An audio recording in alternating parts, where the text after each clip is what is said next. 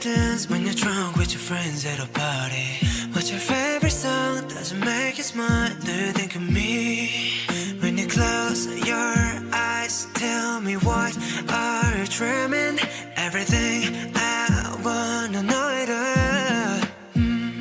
I spent 10,000 hours, 10,000 more. Oh, if that's what it takes to learn that sweet heart of yours. And I might never get there, but I'm gonna try. If it's 10,000 hours or the rest of my life, I'm gonna love you. And do you miss the road that you grew up on? Did you get your maiden name from your grandma? When you think about you forever now, do you think of me? When you close your eyes, tell me what are you dreaming? Everything I wanna know it all.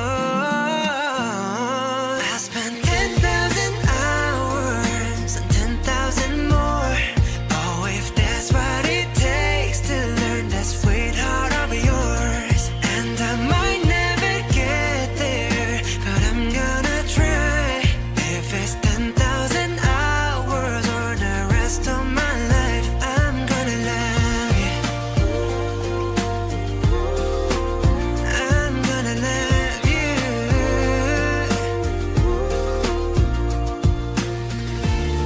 Oh, want the good and the bad and everything between.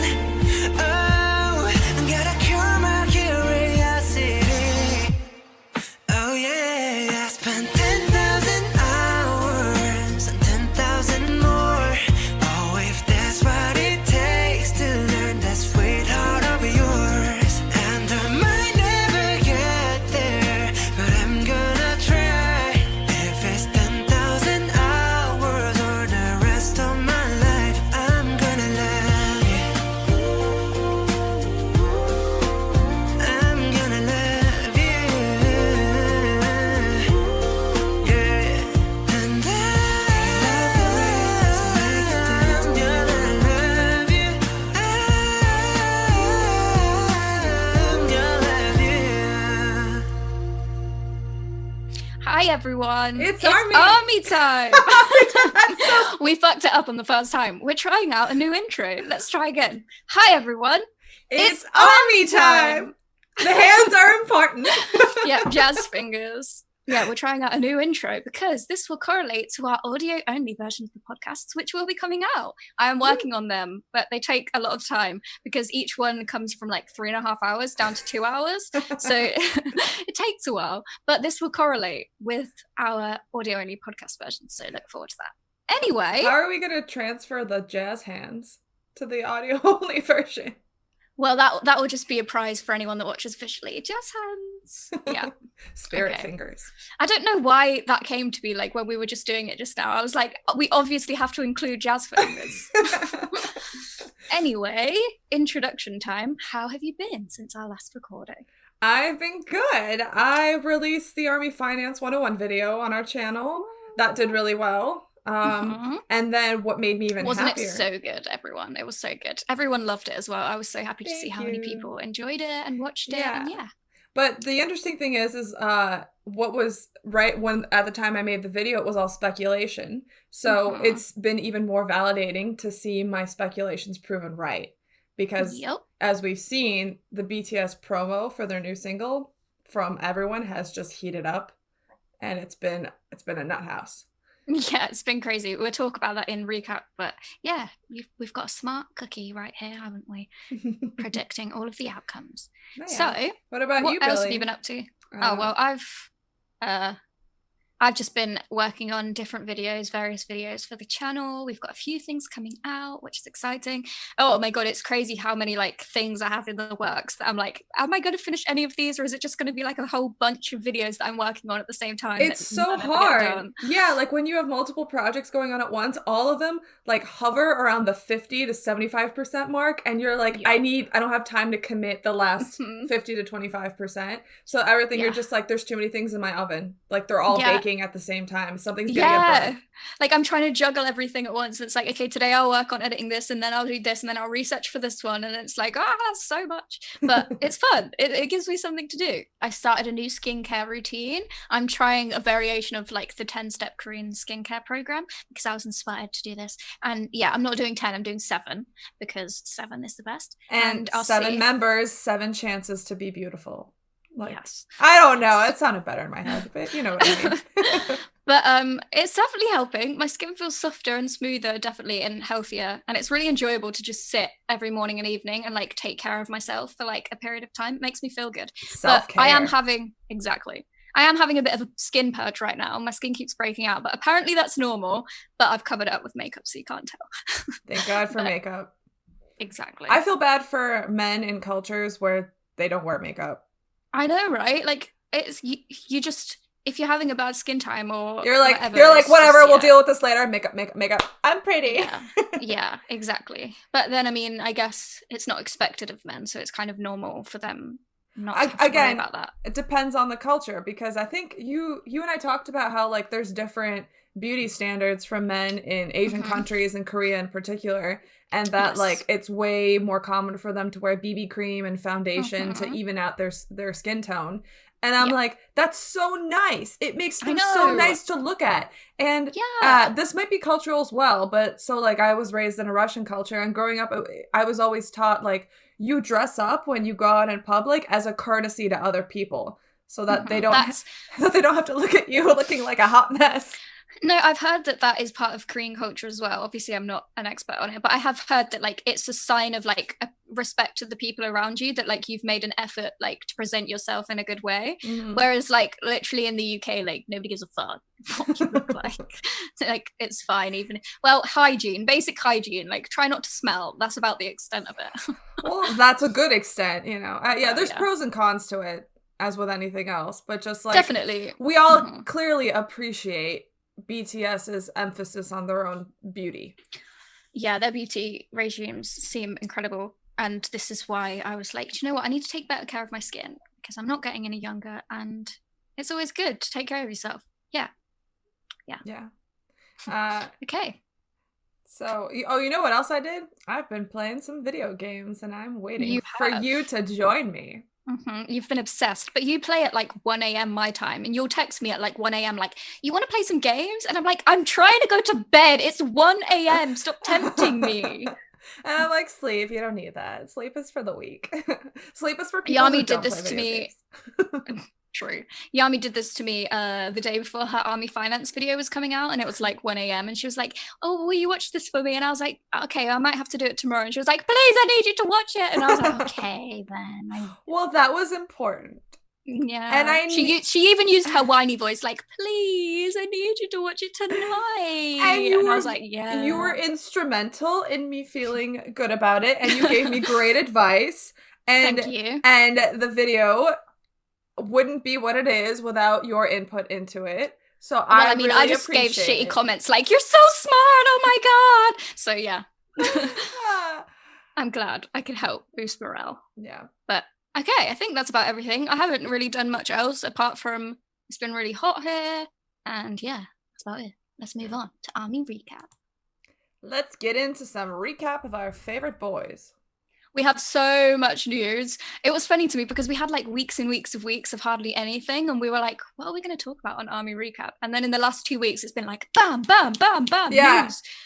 Yeah, and it's just like anytime I scroll through Twitter, I'm like, gotta add it to our Google Doc. Like, we gotta make sure we remember this. There's so much. So much, yeah. Even like, because we film on Saturdays now, and as soon as we'd finished filming, they announced like a new single, and we were like, okay, well, we've just finished filming and there's already news for next week. So yeah. So Billy, what is our first thing that we're talking about? So point number 1, BTS have set another new Guinness World Record. The new record is for most viewers for a music concert live stream, with 756,000 viewers. From over 100 countries, and that's from Bang Bang on the Live, which is insane. Set a new record. Not to be surprised though, we all saw it coming. Why does nobody talk about it in the media? It's really annoying, but congratulations. Yes. It's just crazy to me that us, BTS, we are the most, I mean, we all know that we're the most devoted fan base, but just like there's so many people around the world who were willing to commit the time, the money, the you know, in my case, Bang Bang Con started at like 5, 6 in the morning. I had to wake up at the ass crack of dawn, and I'm like, okay, I'm committed to this. Like half of it, I was just like, this is really great. We all know what happened after that. But yeah, and this is without even like, there were a lot of people as well that couldn't afford to get a ticket and watched like with streams or, you know, whatever. Yeah. Like, so there are even more than this. But yeah, the fact that this many people like genuinely bought tickets. This many people took time to go watch this at the same time. We all dropped what we were doing and went to go see that around the world. And the fact that no other event had brought people together like this before this, it's just, it's nuts. Can you imagine? I know, it's honestly insane. Like when you see all the maps like of where people are watching from all over the world and how many there was, and it's just insane. Like I can't even imagine being BTS and standing there in that moment, looking at that map and seeing like over 700,000 people across the world like are watching you, and just for you, just for your show. I bet you they were like, it's probably broken, or they're probably just like showing us something. I don't know what this means. This seems like a lot. Because they literally always say like, oh, there's loads of people here because there's really famous artists or blah, blah, blah. And we're like, do you even know who you are, BTS? Like, you are the famous artist. Exactly. Like, it's insane how large their fandom is and how dedicated. But yeah, I love that we keep breaking records. And doesn't it make you feel like you're a part of something as well? Like you were a part, like I'm one of those numbers. I am one of the people that helped break that record, and we're in it together, and it's great. Yeah. Yeah. It makes me feel very connected to people around the world. It's such a special movement. It really is. So, point 2, please tell us. All right. So, BTS announced a new single that they are releasing on August 21st. It's going to be in all English. It is called Dynamite. Woo! It's going to be an explosive hit. Nice. I like it. The pun. And from what I've seen, they've gone all out to... Oh my God, yeah. To promote it in the West. We have promo like we've never seen before from record labels, from music streaming platforms, from radio personalities crawling out of the woodwork. So from where I stand, it looks to me like they are trying to make a big push for a Grammy nomination for a #1 Billboard Hot 100 hit. They're I think Big Hit took all of the knowledge and experience they accumulated over years and years of trying to do that in this market, and now they are like, all right, so we're gonna throw everything but the kitchen sink at this and see if it can stick. Yeah, you know, I think I definitely agree with you. I feel like it's one of those things though where like they decided beforehand, right, we want to make this English song, and like they've mentioned it's like to connect fans around the world, which I thought was so beautiful as well. Like the pandemic isn't only happening in Korea, it's happening all across the world with many international armies, and we want it to be able to reach as many people as possible, and we liked it in English and we wanted to keep that.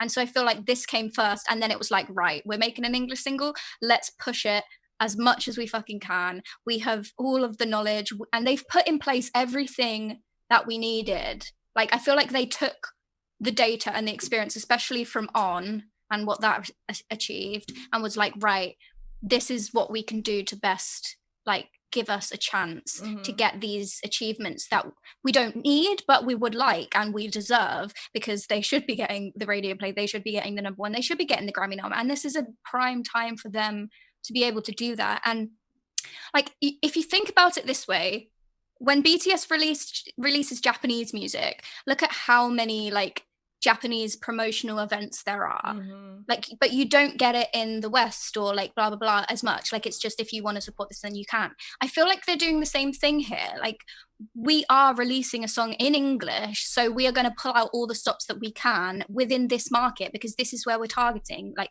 predominantly. And so you just see it's exactly the same as how they're doing with the Japanese releases. And I for one am just really grateful and excited that they've wanted to share this with us, because me as an English speaking person, it's really nice. I wouldn't like it if they were like, oh, we're only going to sing in English anymore, but we all know that they're not going to do that. This is just a gift. Yeah, it's a gift and it's beautiful, right. and I'm so excited. All right, I'm moving us to Shade Room. Okay.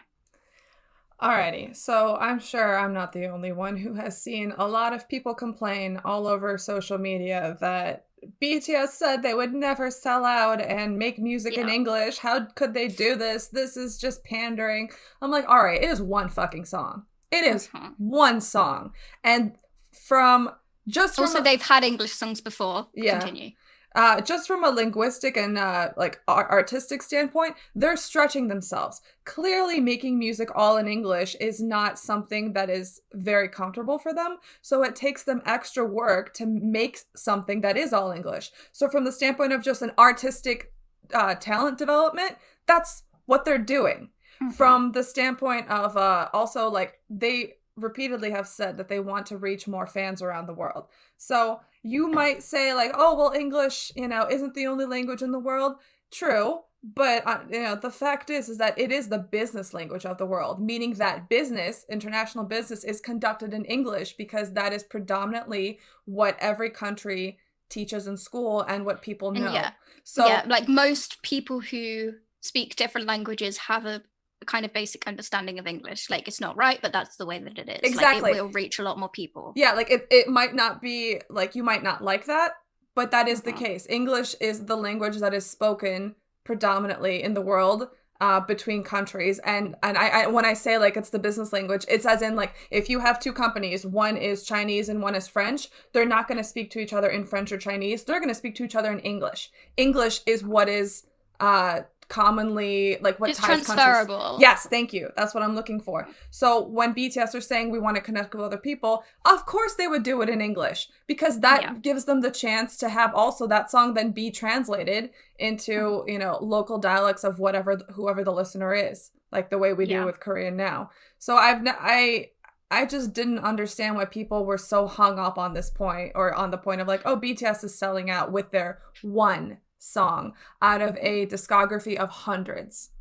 And they've said, like, they don't even know if they're putting this on the album yet. They just wanted to release it as a single to get it out as quickly as possible because it gave them energy, and they wanted to give a lot more people energy. Like, when it was announced, I listened to the VLive and I saw the translations, and I was like, oh my God, that's so exciting. And it really moved me because I thought it was such a beautiful thing for them to do, to try to connect with people and all of these things. And then I saw somebody on my Twitter, like, I saw a tweet on my timeline that was like, oh, I don't know how I feel about an English song. Why are they doing an English song? And it was an immediate block. And I was just like, you know what? Anyone that wants to say shit like this is blocked and off of my timeline, because why does it matter if they want to make an English song? Like, you have let people convince you that them doing an English song means that they're bending over, when it's not that. It's not that at all. They are making a conscious decision to make an English song. Like, they didn't have to make an English song. If they wanted to do that, then as soon as they broke out in the West, like with DNA, their next song would have been English. They would have pushed it then and there. They would have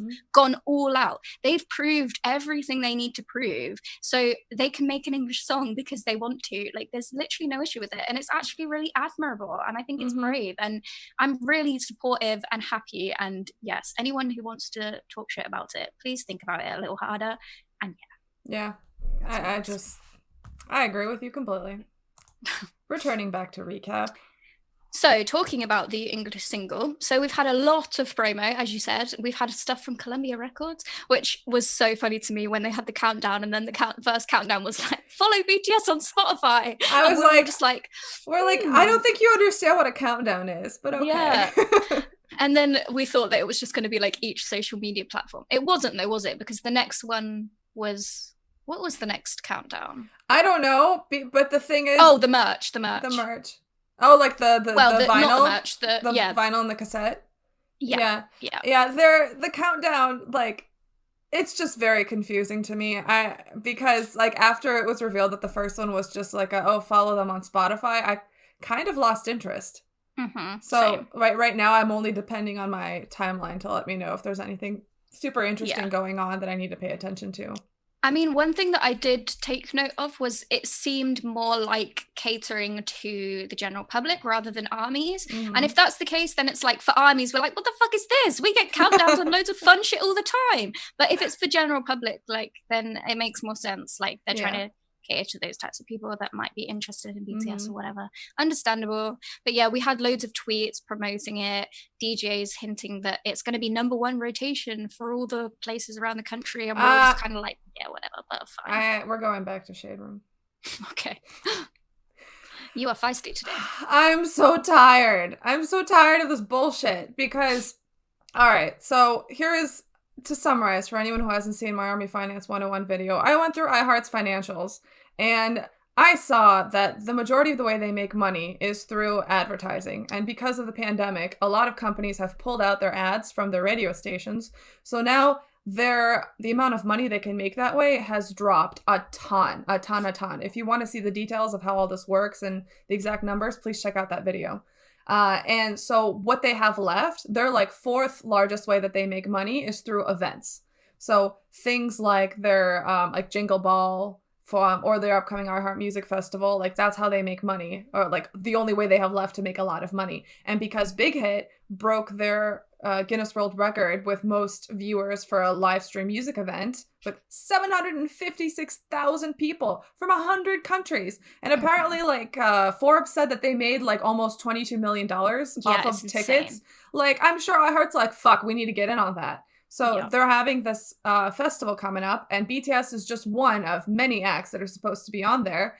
And iHeart's trying to squeeze BTS for all they can. However, like Big Hit and BTS aren't stupid, so they use that as leverage, in my opinion, for the single that's coming out, right? Big Hit's motivation, BTS's motivation is they want a Grammy nom, they want a #1 on the charts, they want to be at the top. So the only thing that they've been missing all these years to get there, that sets them apart from other big Western acts, is the promotion from radio, the promotion from other media outlets and radio and online personalities. So this time I'm speculating they came to iHeart and were like, listen, you want us to be at this festival? Okay, well, first off, you're gonna pay us a pretty penny to be there, and second off, you're gonna give us the fucking promo we want, and here's like and then they negotiated for that, and then they also turned around and probably went to their Columbia Records, and whatever deal they'd had with them before, they were like, all right, we want to renegotiate, we want to crank it up, we want you to promote us as well, and they figured out how they were going to do that. So all of that is what has resulted in all of this massive promo that we're seeing online right now for this upcoming single. And what I've seen a lot of people do on social media, especially Twitter, is complain and attack these radio DJs, like sit in their mentions and just shit on them over and over and over again. People bitching to each other about how everything is racist and xenophobic and nobody is supporting BTS out of the goodness of their heart. It's all related to money, blah, blah, blah. And I'm like, well, duh! They're businesses. Everything is going to be motivated by money. And it's not like Big Hit was sitting somewhere like a wounded bird being like, why doesn't anybody play my radio stuff? Why doesn't anyone like me? And then, all these other companies just suddenly, out of the goodness of their heart, decided to promote them. No, it was a shift in their agreements. They changed all of their contracts with these companies and renegotiated it because Big Hit and BTS want to promote this single that heavily. It is, in my opinion, kind of disrespecting the agency that BTS and Big Hit have in their own business and in their own music to say that like all of this is happening outside of them and you just have all these other companies out of the blue deciding to promote them for fun or just because, I don't know. All I just want to say is like there's so much misinformation going on online and people full of resentment from years and years of radio and everyone shitting on us as armies, as a fandom, abusing us, taking advantage. I am not trying to downplay any of that at all. I understand where all that resentment comes from. I feel it too. But to turn around and to just spew it online again for no constructive purpose is in my opinion very short-sighted, and I just don't understand what we think we're going to accomplish by doing this. Yeah, no, I totally agree with what you're saying in terms of like the deals have been shifted, and this has obviously come from within Big Hit and like been pushed out, and they've obviously looked over things and kind of played it differently, especially using their own like advantages for like the festival and making bargains and deals and blah blah blah. Now what I will say is The first point I have is a lot of the time radio DJs get shit on Twitter for being fucking stupid and ignorant, which I understand. I don't think that people should respond to these types of things because I think it gets us nowhere. But like we had a DJ saying things like, oh, hey, you should request that BTS gets played. You should build relationships with radio DJs. And everyone was kind of like, whoa, hang on a second. 2 years ago, 3 years ago, we did all these things. We were so fucking nice. We sent gifts. We requested thousands and thousands of times. We gave you all the interaction you need, and it got us absolutely nowhere. And now you are trying to tell us to do the things that we did all those years ago for one of the biggest acts in the entire world. Where's that attitude towards other big acts? Why do we have to convince you to play one of the biggest acts in the world? Like, why should that even be a factor? Now, I understand why people get really frustrated at this and are like, well, what the fuck? Can you just like actually do some research and pay attention to the fact that this system is wrong and a lot of Western acts get validation that BTS do not because they are not Western, which is one thing I understand. Again, I don't think that people should be interacting with this. I think it's pointless, but I get the frustration. I agree with you completely with everything you're saying. My complaint is, I guess, people's chosen way of reacting, because I agree that they should not have reacted. If we had left this DJ alone and not responded to him and left him alone, then his job is to get engagement and interaction on social media. And if he saw that what he was saying was not being received at all by anyone, then that would have been motivation to dig deeper and to change. But instead, the amount of hate and vitriol I saw spewed at him, I'm like, you do understand that he just muted this and didn't read any of this. I completely agree, but I also understand that a lot of the time it's an initial reaction to like when somebody like pokes at a wound that is a bit sensitive and you just like kind of lash out a bit. I understand it. I understand where the frustration comes from.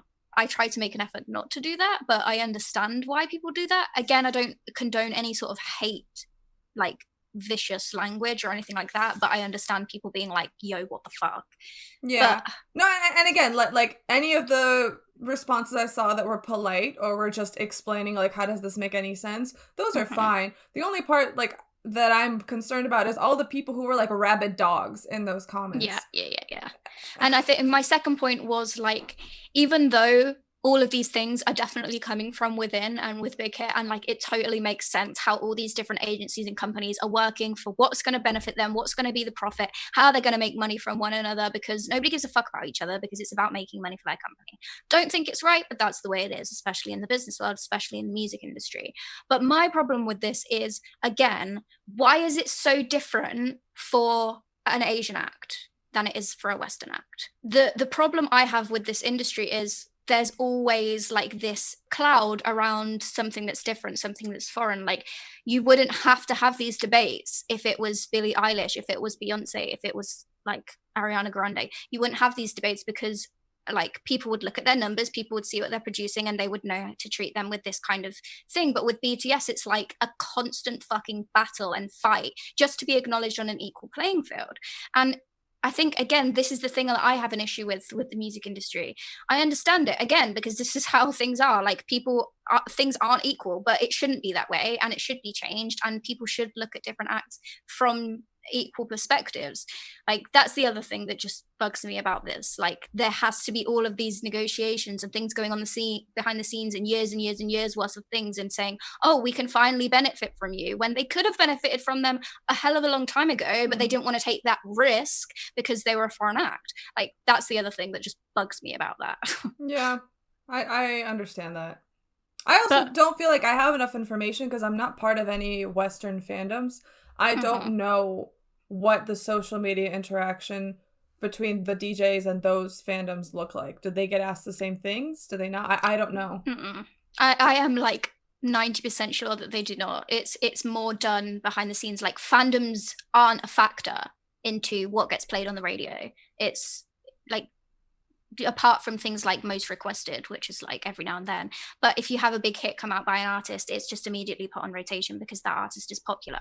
Like, so why even now with BTS's influence and impact, are they relying on the fandom to be like, you have to prove to us that they are worthy of being played. Like, fuck off. Like, why do they have to prove anything? They don't. Like, and again, this is the frustration. But it's a difficult one, isn't it? Because again, like, this has never happened before. This is a completely new thing. We've never had an act as big as BTS from outside of the Western industry. Like, it is a shift, and it's not fair, and it isn't equal, and it's fucking shit, and it shows the fractures and the problems in our society in the West, and how awful it is to be considered an outsider. But this is the process of it changing, and like, hopefully through all of these developments it can end up being more fairer in the future. So yeah, I just like... Yeah, I mean, I also, so this is nowhere on the same scale, but when I was in college, I did a little bit of like work on the radio station, and on there, you had to play a certain artist song. Like, if you had a show that was like 2 hours long, then you had to play, you had to have a number of spins for a specific song each hour. So you could talk about whatever you wanted, but you still had to play, and you had like a selection of like, here's 5 different artists, here's 2 songs from each of them. You have to play 4 of these every hour. And so it was like, there was a agreement between those artists and our university radio that we would do that, and I'm sure there was money tied to it. And so in my opinion, I think something like that on a much larger scale is what happens with you know, radio in general, where you have labels or artists, agencies come to them and say, hey, here's the song, we want you to play it X number of times, and we'll pay you this much for it. And for iHeart, who's fucking struggling to make money right now, they would definitely say, okay, if you pay us, we'll play this for you. So so if I see it as like a business transaction, then I also don't understand why we have to have online interaction with like what that radio it means DJs. Nothing. Yeah, it's like what do you want from us?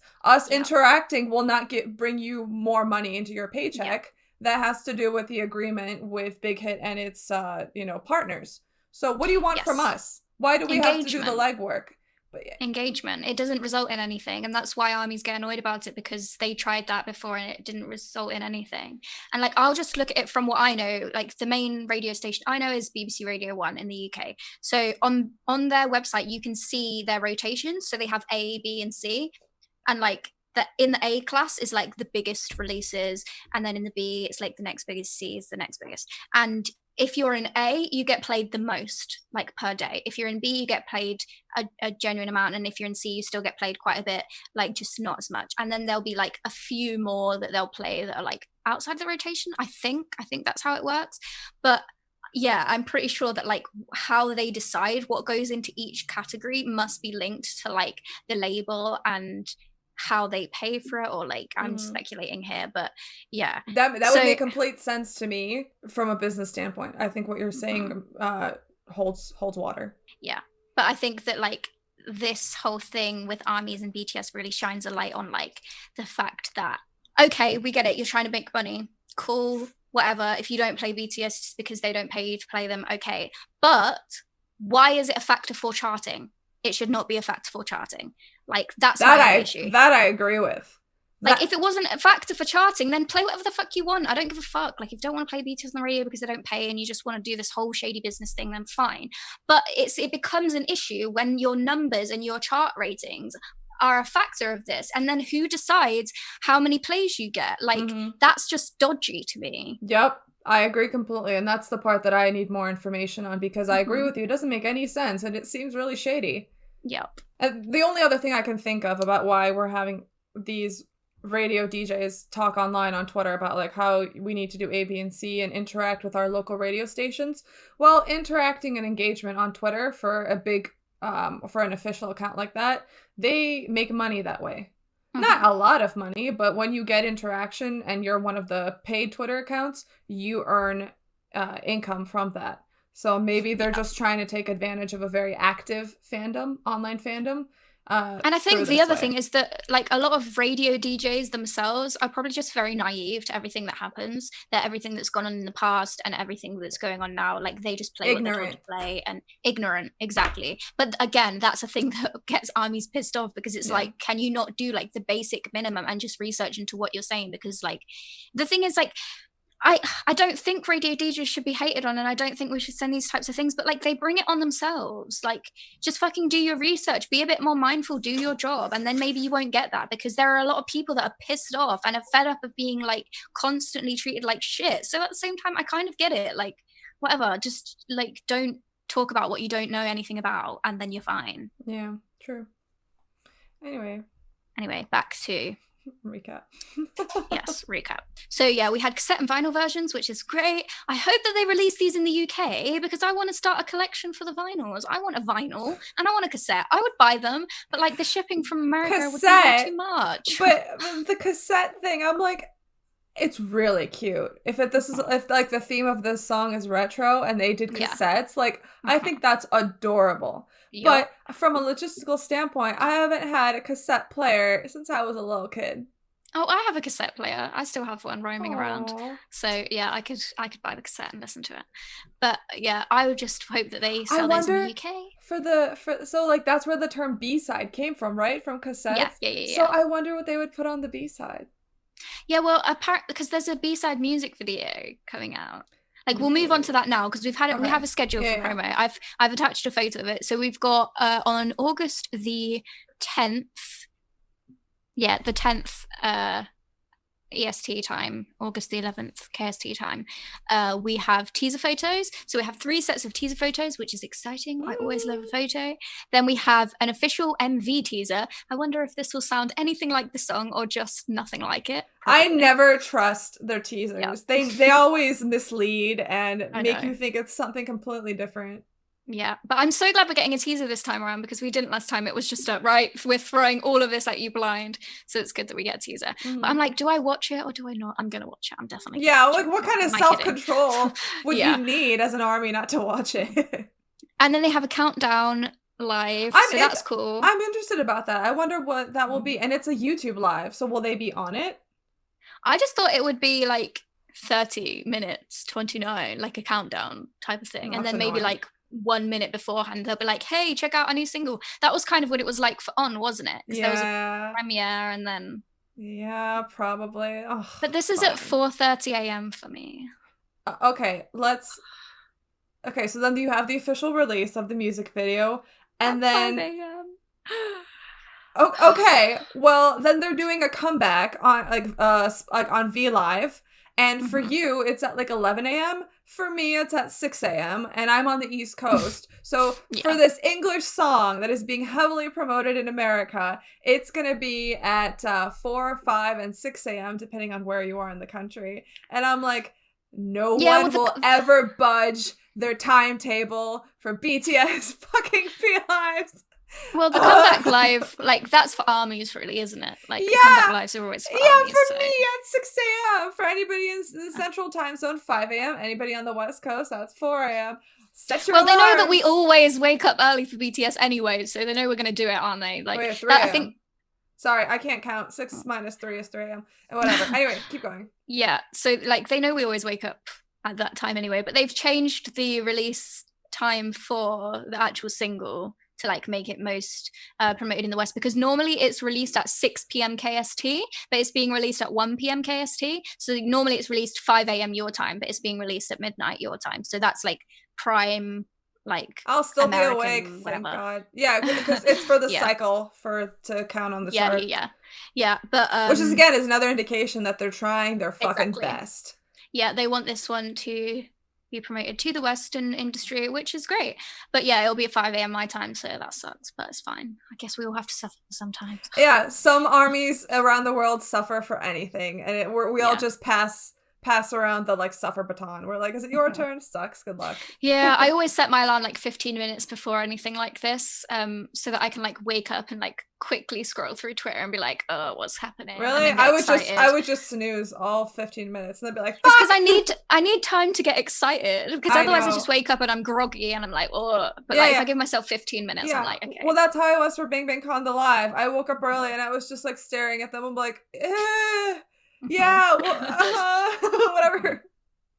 But yeah, so then we have them at MTV Fresh Out Live, which I'm really happy about, because the last one that they did for Map of the Soul 7 comeback was really good, actually. I really enjoyed that interview. Then we have them again at the Today Show, which was also cool.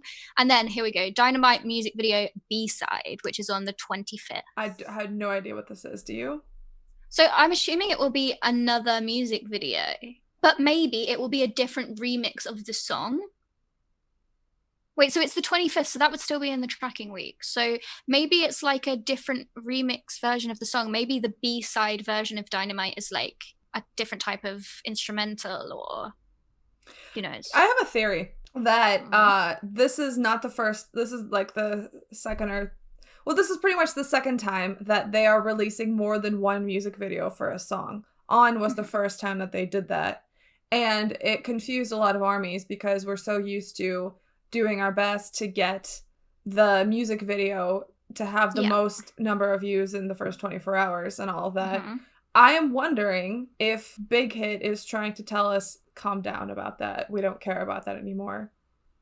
See, I think the reason is that the music video counts towards the chart, and if you release 2 music videos in the tracking week, then it's like twice the motivation for ARMYs to stream as much as possible. Yeah, that is true. Yeah, but I think they're what they're aiming for is the Billboard chart versus Twitter counts, YouTube count, like view counts, especially considering how much controversy. Yeah, but the YouTube view. I know. View count counts towards. It does count towards it, but like instead of the goal being that ARMY focuses on getting the most views in the first 24 hours or whatever, it's more just like, listen to these songs, enjoy, share them with people, have twice as much fun watching this because it'll be a different video for you to watch. But our goal is not the first 24 hours or whatever, it's Billboard. I mean, I don't think that like we should worry about like breaking records for most viewed in 24 hours anymore, because that was kind of for exposure back then. But I think, honestly, like I think that Big Hit probably does still prioritize YouTube views just because they count for charting, and it does give exposure. Like, I mean, I don't know, maybe. Yeah, but like viewing in general, not just in the first 24 hours. Does that make sense? Oh yeah, like not like focus for 24 hours on like breaking records and things. Yeah, that makes sense. I agree. Like, I don't think we have anything left to prove with breaking records on YouTube. Like, who cares about YouTube? No, plus all we've got is grief over YouTube deleting views for us. So it's like, why poison such a happy time with something so ugly and unpleasant? Yeah. Like, I feel like we should still try just as hard to stream and to get as many views as possible, but we should not expect to break any records, because YouTube fucking sucks and it's just going to be more pain. So just like do the same that you always do, but don't expect anything. That's what I see.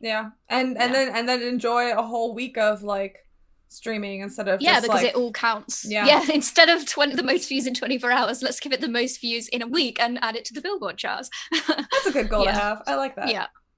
Okay, so and then we have them performing Dynamite at the VMAs, which I'm so happy about. I'm so happy that they're performing this single at the VMAs. Oh, that's so cool, because like as soon as they release something, they get to perform it at a big music award show, and it's going to be English, so it will be a lot more easily digestible for the average viewer. I hope that they go like smack in the middle, like right in the middle of performances, because then like there'll be a lot more opportunities for people to see them for the first time and be like, hey, this is all in English and it sounds great and they look so pretty and they're so cool and they perform so well. And then we get more ARMYs. So I think that's the difference between Korean award shows and American ones. And my understanding is that Korean shows, like the best act goes last and closes out the show. And I feel like in America, that's not the case. You want to be more in the middle. Exactly. Because you're going to have the most viewers. Exactly, yeah. Like, people won't, like, not always stick around right for the end. It's like that with things like festivals, or like you'll have a headline act, but I think you're right. Like in American award shows, like the middle is is the best kind of place for you to be. But the other thing that's really great about it is because they'll be filming their performance in Korea, we're going to get a Korean camera work for an American award show, and I'm so happy about it. And I really like, they might just try and make it like simple just with the choreo, like to showcase like themselves, but if they pull out all the stops to make it like a proper Korean award show performance, I'm gonna be so happy because everyone will just, like I've said before, like anybody that sees BTS perform, like how they properly like put on a show at these award shows that is an American or like is not familiar with this, it would just be fucking blown away. It's insane. So I really hope it's gonna be like that. You know, I actually was thinking about this, about how interesting the logistics are for something like this, because when you have a normal award show, you like that where everybody physically goes there, you know how much money everyone else is spending on their sets, and you can find out how elaborate it is, and I'm sure you get guidelines from the actual people, you know, because they pay for it, don't they? Yeah, but you also contribute to it, like, especially if you want extra stuff for your own your own stage. So you kind of know like how to, because you don't want a show where everybody's being low key and then you're the only one who's over the top, because then it looks like you're trying too hard. So like, for example, when BTS did Dear Class of 2020, there was a lot of like this aesthetic of everybody at home, everybody like acknowledging, laid back. Yeah. So like their performances, although they were at the National Museum of Korea, which was a phenomenal location, it was still very like understated.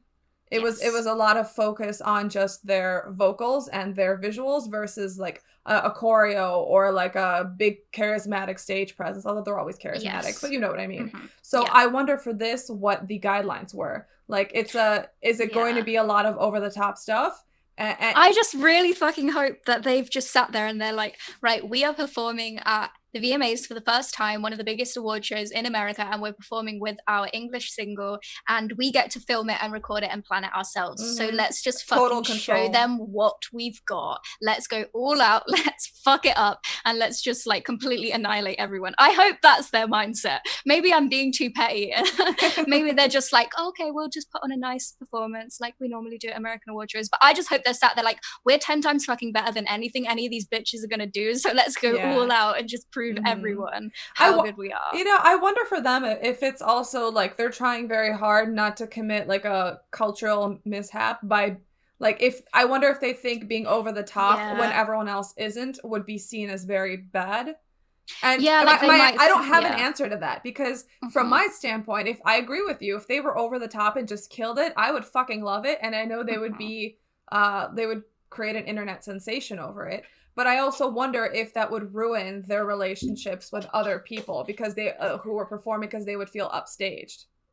I don't think it would, honestly. Like, from how I see it, I don't think it would change anybody's perspectives. But what I think is a good point that you raise, my dog's chewing something, go away. What I think is a good point that you raise is that for them personally, they've been to different award shows and they've seen how it is and studied how it is and performed there and put on these kind of more minimalistic stages that are like a bit more laid back and not as out there. So maybe they would think that they should try to do it in the guidelines of what they've seen so far. Because honestly, like, me from a Western perspective, I think if they came and showed something like that, the whole industry would just be like, whoa, what the hell? Like, I think that is how we would react, but they don't have that awareness of what people like on our side of the pond would think about it. So maybe they would try and play it a bit more safe.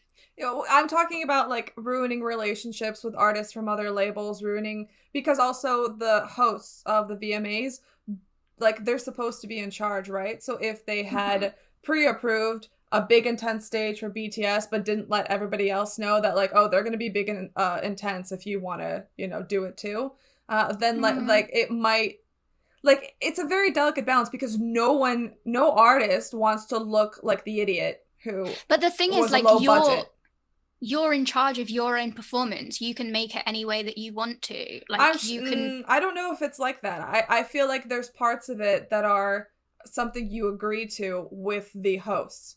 Now, what those terms are, I don't know. And maybe it is like, maybe the hosts were like, everybody has to be over the top.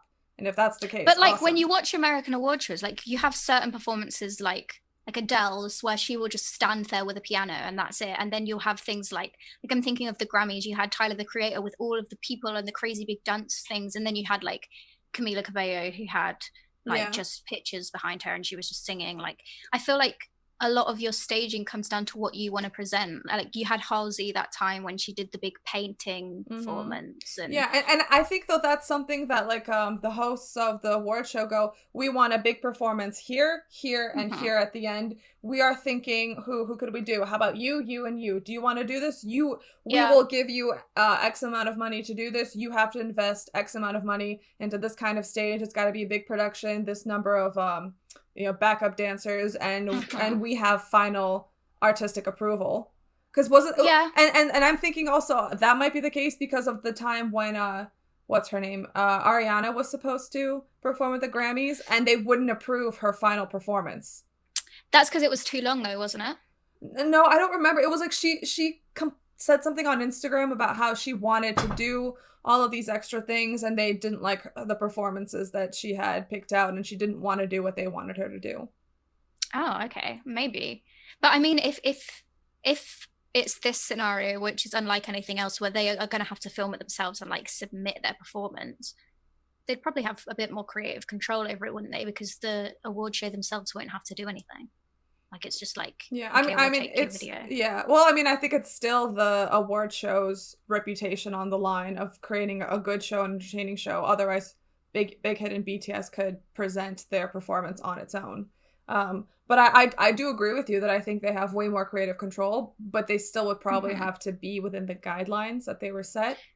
Yeah, probably. I don't know. I just hope that like one day we get a really massive. I totally agree with you. I really want them to explode on a Western stage. And you know what else? Like, I feel like they would actually inspire other artists, Western artists, to be better. Because the thing is, like, there is so little expectations these days. Like, there really is in our music industry. Like, yes, put on a cool show, blah, blah, blah, but just...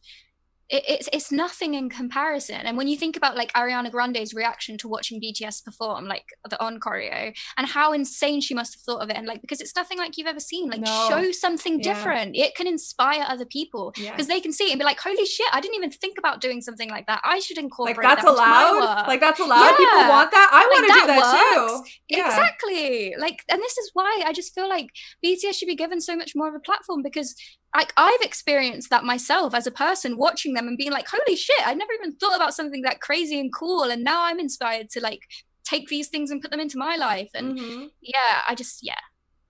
moving on, because we will get nowhere. So point number 3, please tell us. JK posted his cover of 1000 Hours on SoundCloud.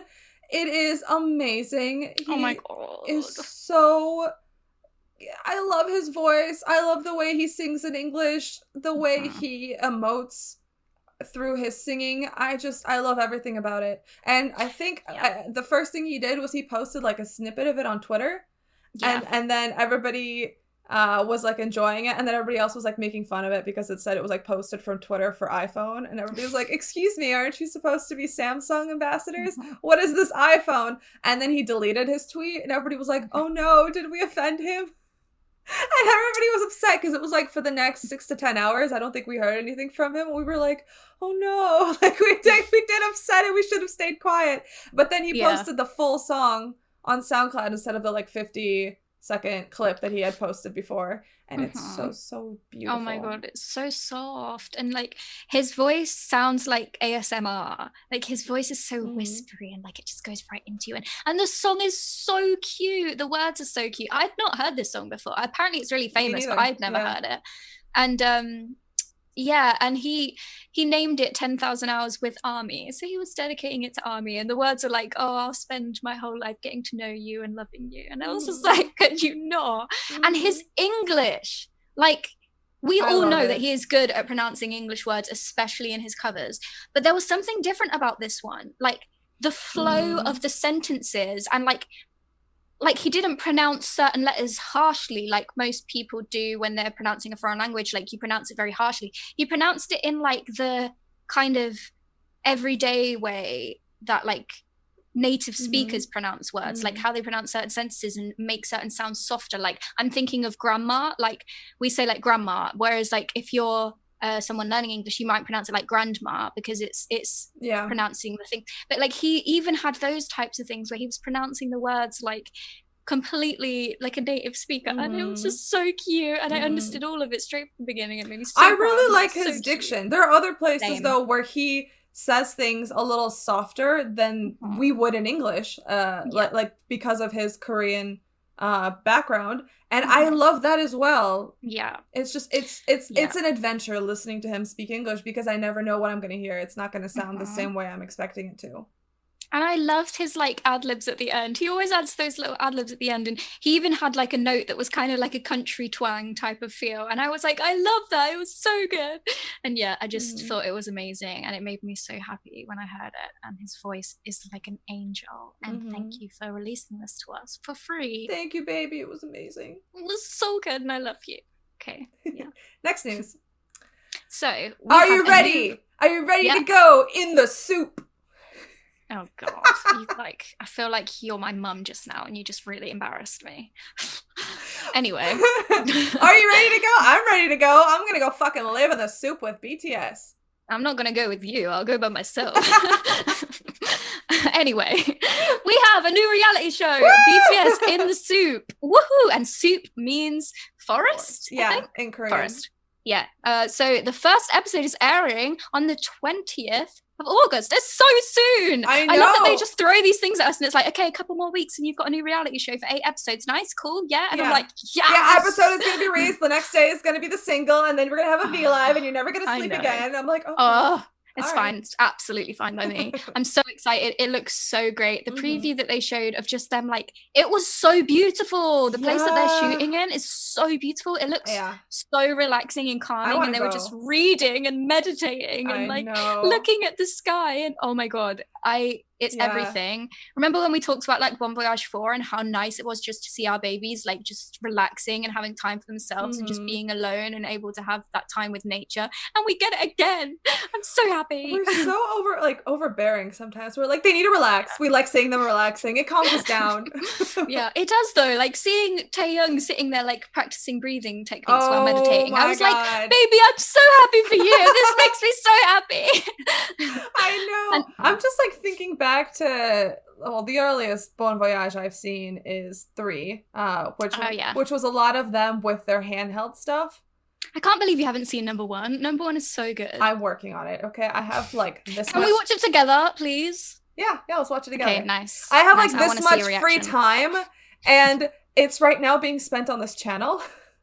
and then negative free time when I should be sleeping is being spent on video games because I have my priorities in order. But so like the camera work here is amazing, and I really want to commend whoever they have working with them because those like shots from drones that's like panning across the river showing the mountains are so relaxing for me. Just like looking at them, like I'm like I can feel the nature radiating through my computer screen up at me. I'm it's like calming to watch. Yes, so I really like it because it ends up being participatory.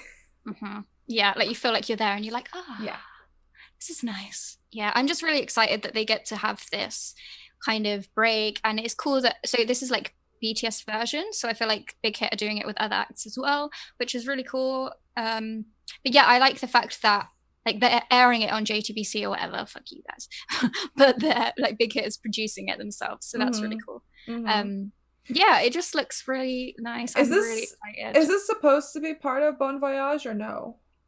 I don't think so. I was thinking about this, and like it hasn't been a year since Bon Voyage 4 came out. Because they went in like October to New Zealand.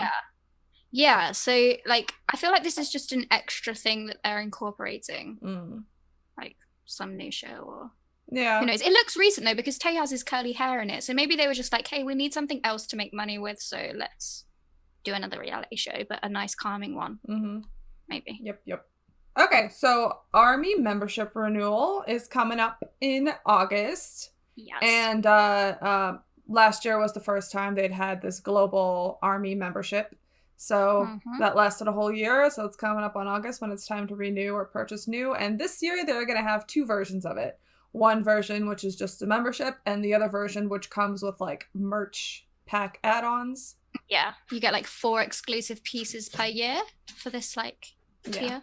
The thing that I wanted to say about this, like, it's just a quick thing, but you can purchase the membership kit separately. Thank God. Means we don't have to pay £40 for shipping just to have some stuff in Korean that I do not understand, which makes me so happy. Yeah. Because I can now buy the ARMY membership kit for a very reasonable price and not have to pay even more than that just to have it shipped to me. Like, yeah. Thank you, Big Hit. Thank you. I think they heard our complaints because, like, I get it. They wanted to say, like, hey, if you buy a membership, part of your value should be getting something. I get that. Mm-hmm. But when what we got was something not in English, like you got this big package and it came with a bunch of beautiful photos and like odds and ends, and like it was all like a movie themed. So it was pretty cool. But the like star of the package, in my opinion, was this like wonderful like magazine about BTS that was all in Korean. So I still have no idea what it says a year later. It's pretty. You could probably find it online, but yeah. I need to look into it more because I remember that some translators were like, this is copyright material. I can't translate it. I'm at risk of getting my Twitter account suspended. That's true. I just feel like, for me, like, I can't justify spending like £40 on shipping. Like, that's a lot of money just to have something sent to me. Like, with something, what was it, where you could get those photographs as a free gift if you pre-ordered. I think they call them lenticulars. Yeah, it came with Bon Voyage, I think. Well, there was something, but like it was like a free gift that you had to pay for. But then you would have to pay like £35 for shipping. Like, until Big Hit sorts out like their shipping, which I get is hard, but I think eventually they'll probably have distributors in Europe, in America. Like, they've started in America already, and like put different distributors out so that the shipping isn't so insane.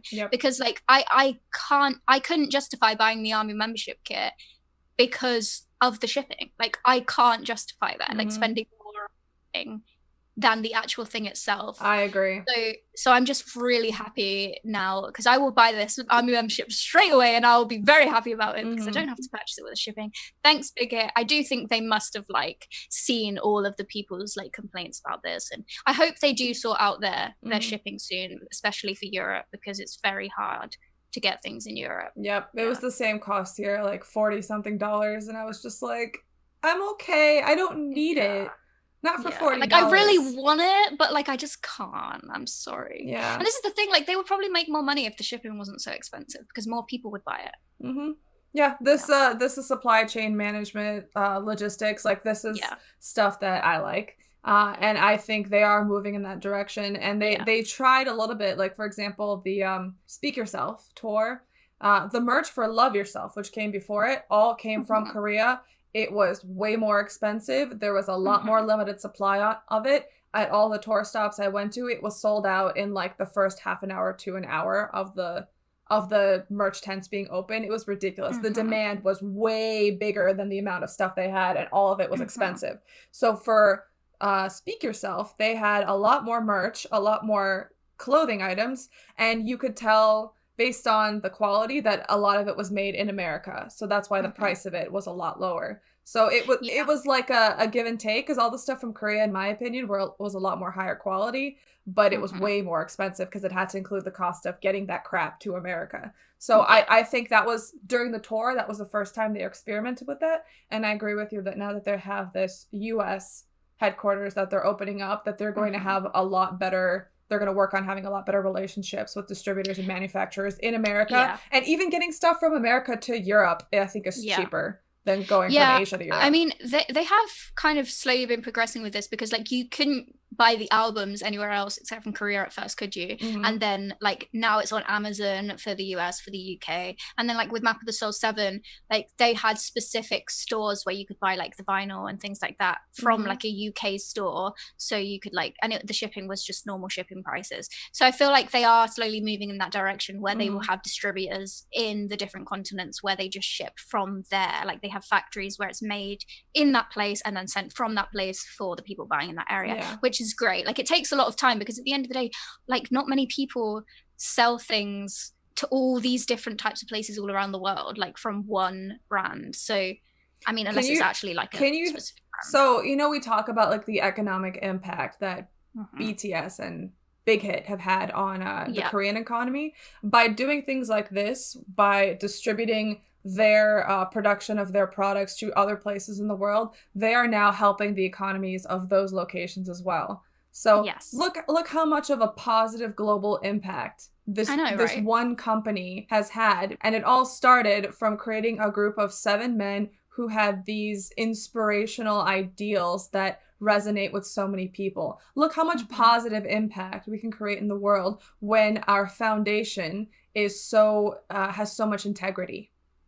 Yeah, and it's just their presence in today's society just really does speak to what was needed and what many people were looking for but couldn't find. And it just came from that feeling of wanting to be something different. Looking for something that you couldn't find is also how I would categorize their performances. I have always wanted to be that wowed, that like bamboozled by what I'm watching in a performance, and I have never felt it with anyone else. Same. I was always just like, okay, good job. And their music, how like much it resonates, and their shows and how funny they are. Just everything about them honestly speaks to everything that I was missing. And I think the same for a lot of people. And like, I probably will mention this now just because why not? But I am working on a video of about like why BTS are so successful and why they were necessary.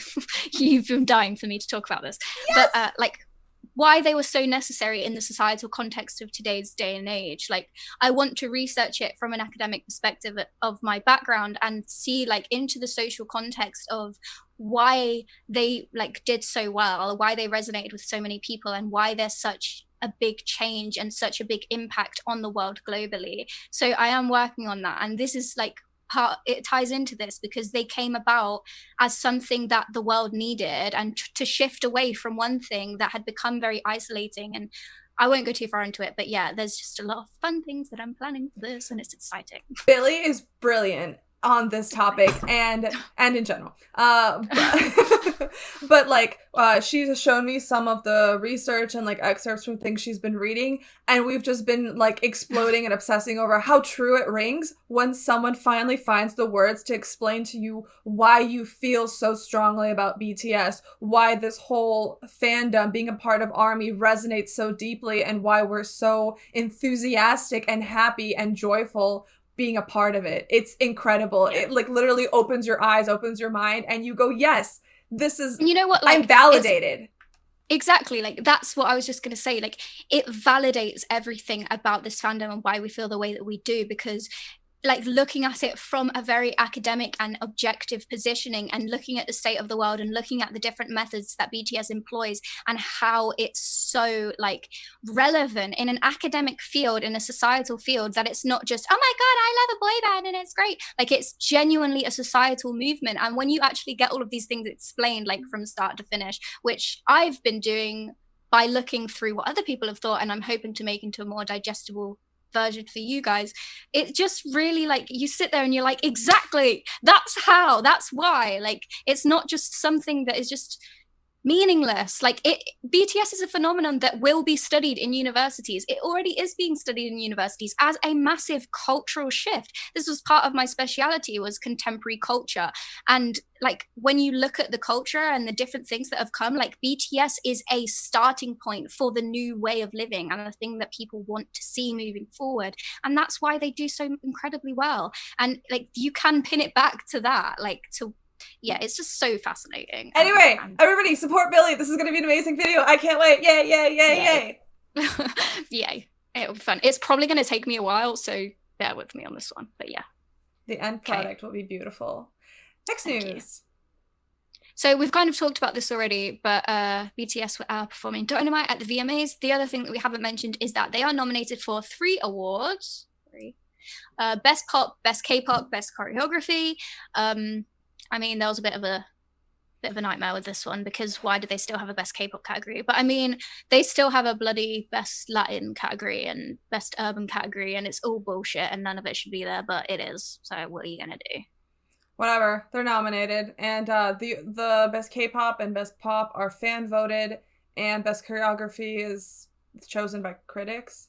So I'm not too sure, but yeah, I've been voting. That's what online. It says online, and so I missed my power hour. So apparently, There are you vote online. Just if if you haven't been doing it, just search VMA vote on Google. It's the first thing that comes up, and you get like a certain number of votes a day, and you just vote. Yeah, 20. I'm very confused about why you get 20 votes. I know. I guess like if you want to distribute it, or like I don't. Who thinks like that? I don't know. I don't know. I would have thought you just got 1 vote a day, or maybe it's so they can be like, we had 50 million votes. Of which, you have to divide by 20 to get the actual number of people. And then the amount of days that there were that you could vote. But anyway, they're nominated for Best Pop, which is a nice thing. Like, they are nominated in a big category. They should have been nominated in more big categories because they had, like, the best-selling album of the year. And Best they music constantly outperform video. everyone. And Best Music Video. And, like, they're insanely talented and deserve it. But they didn't, so whatever. I'm just happy that they are nominated. I hope they win. It's great. Whatever, yeah. Supporting. It's not worth our time to be upset about this. Whatever. Yeah. You can lead a horse to water, but you can't make him drink. Like, we can only do what we can do with BTS, and then for the rest of it, we have to remember to enjoy ourselves. Otherwise, what's the whole point? Exactly. I'm just going to enjoy what we have for now and know that we keep going, even if it's one step at a time. We keep moving forward. First, we got Best Social Artist, then we got Best Group nominations. Now we've gotten bloody Best Pop, which is a bigger category. We performed at the Grammys, like, even if it wasn't a nomination, slowly, step at a time. Even though it should be faster, at least we're moving forward, supporting. Well, don't you sound like BTS right now? Well, I did learn from them, so I know. Next news. Break the Silence, the movie Persona. What a long name. Yay. But yeah, so the movie for Break the Silence documentary is coming out. Unclear as of right now whether it's going to be in theaters or online release, because I don't know about you, but the theaters near me are still closed. So I don't know how I'd go see that. Okay, so what I've seen is that there are two different sections of regions. So some will start showing it on the 10th of September. And like the UK is in that, because I'm pretty sure my cinema is actually open again. It is showing at my cinema. So is that on the 10th safe? I'm pretty sure. Well, the cinemas are open again now. Like, we have less restrictions. Open doesn't mean it's safe. I mean, we don't have as much restrictions here anymore. Like, you can go out to eat and you can go to public places. It's just like there's still like separation between like tables and blah blah blah, and you have to wear masks wherever you go. So like there are certain things still in place, but you can go out now. Like, you can go to public places. So I'm pretty sure it's safe in the UK. Like, I know that Famous the US is words. A bit. Yeah, I know. We're on fire over here. But so then there's a second category. I think it's the 21st of September. 21st or 24th, something like that. Yeah, and the US is in there along with a bunch of different countries. Yeah, but then it also says that they will be sticking to the regulations for that area. So I think this is just a very rough outline of like, this is kind of where we're seeing things for right now, if things go well, but we will reapproach this and see if they can be shown or they can't be shown. So I think that's kind of how it's going. But I don't know. I have mixed feelings on this because I love their movies. I love seeing them, and I love seeing them with other ARMY. It's always a good time in the movie theaters. Mm-hmm. But I'm, at least where I'm at, I'm still concerned about being in public spaces with other people. Mm-hmm. Yeah, and I think that's okay though. Like, I think just like if you don't feel comfortable with it, then just don't go, I guess. How am I supposed to sacrifice the chance to see this? I don't know. Priorities. You have to prioritize. Sorry. But I mean, I feel like maybe they will release it online afterwards. Like, because it's called special showings. Like, I think this is just a kind of, we will show it, but not as much. And if you want to go and if it's safe to go, then you can go. And if not, then don't, and it's fine.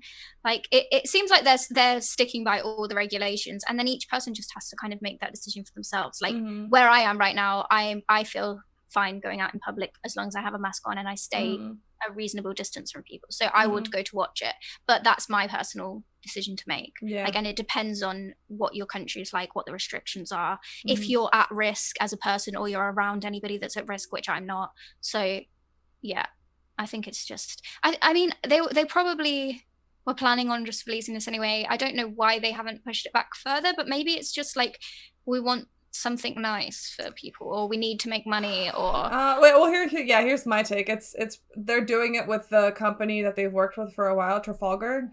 I bet you they have some stipulation in their contract and on when what is the last day that it can be released, because Trafalgar doesn't get paid until they start releasing it. And so it's like, I'm sure the people who work for that company are like, we spent a lot of money getting all this done. We need to get paid.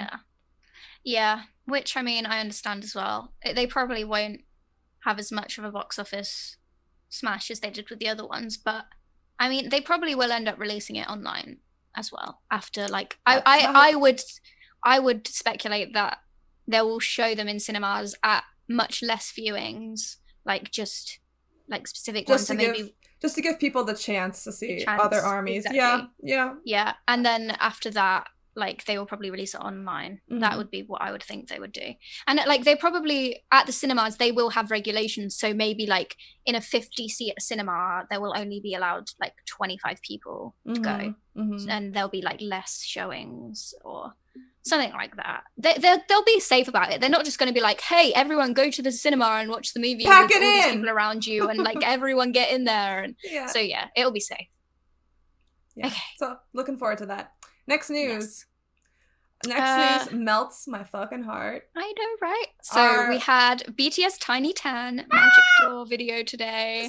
I sent it to Yami this morning, was like, you need to watch this before we record so we can talk about it. Yeah, it was the first thing I watched when I woke up, and I just watched it with the biggest grin on my face. Oh my God. What was your favorite part? What was the best part? I think my favorite part was their expressions, like when they zoom in on them and you see their like specific like badass looks at the camera, like while looking adorable. Like I didn't know how to react. It was kind of like I had like a muffled scream in my throat where I'm just like, I need this. I want them in my like lap now. Like, oh yeah, that's how I felt. My favorite part was Yoongi rapping. I'm trying really hard not to make anything out of that comment. Well, that too. But I want all. But yeah, Yoongi rapping was so oh my good. God, it was so cute because it was his like badass voice, and then it was like this cute little thing, and he was just rapping, and I was like, ah! And the quality of was so good. That's what I was gonna say as well. Someone on Twitter was like, they're coming for Pixar with this, and I'm like, yeah, right? They are. It was so well done. Like, the animation quality was incredible. The other thing I wanted to talk about was how sweet the message was. Like, we had a badass woman, Army, who had her bills and her schedule and her dream to be a pianist and her dedication working part-time at a cafe. And it was like, yeah, we have a badass woman here. And then all of a sudden it's like, oh, BTS are going to be here for you to support you while you're doing it. And like, by them being there and playing their music and showing their cute faces, they're beside you and they're supporting you on your road to your dreams, and you're not alone. And it was so cute. I know. I want all of them in plushie form. All of them. All of them. I want everything. I want them like little stands, like the toys that you can get that are like figures of them. I want all of the figures. They're so fucking cute. See, I'm wondering, like, why are they doing this? So my theories, because like they've made the TinyTan like creation now. They've given them a name and everything. Either we're getting like a whole new merch line of TinyTan, or we're getting like a series or a movie or something like with the animations of TinyTan, like some sort of like new, because it's like kind of like BT21. I can't think of the word that I'm trying to think of now, but it's new IP. Yeah, but it's so cute and I love it and I want them all. And like when I first saw them on the Bang Bang Con, those videos of them on Bang Bang Con, and they were just so cute, and like they were my babies, but they were like actual baby versions of my babies, and I was like, I want my babies, and they have sass and attitude, and you're like, so I think you're right on both fronts. This is a new concept design. It's new IP, new intellectual property. And I have started working on Army Finance 102, where I will be talking about Big Hit's IPO.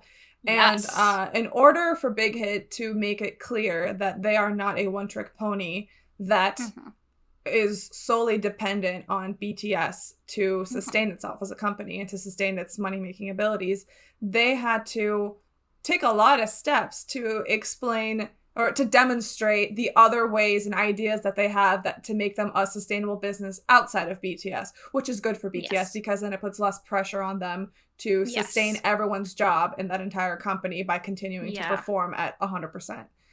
So they have the other groups that they've started, like TXT. They have the groups that they, like the companies, the other labels that they bought and, you know, put up into their umbrella, like G-Friend and 17. And then they've got another, I think they've got another girl group coming out, and Island, the TV show. And then BT21 is like a massive hit. I think it became a way bigger hit than they thought it was going to be. Yeah, it's like a global like brand now that people who don't even know BTS will buy BT21 items, which is awesome. And I think what they hit upon with that is they realized that because it's tied to BTS, and you can see that like short docuseries of how BTS came up with all the characters and worked with all the designers and came up with the backstory of BT21, it gives BT21 soul and makes it personal for you as an ARMY to be like, this was created by this person. I understand what it means to him, and now I understand what it means to me. And that that was, I think, what Big Hit took away from that.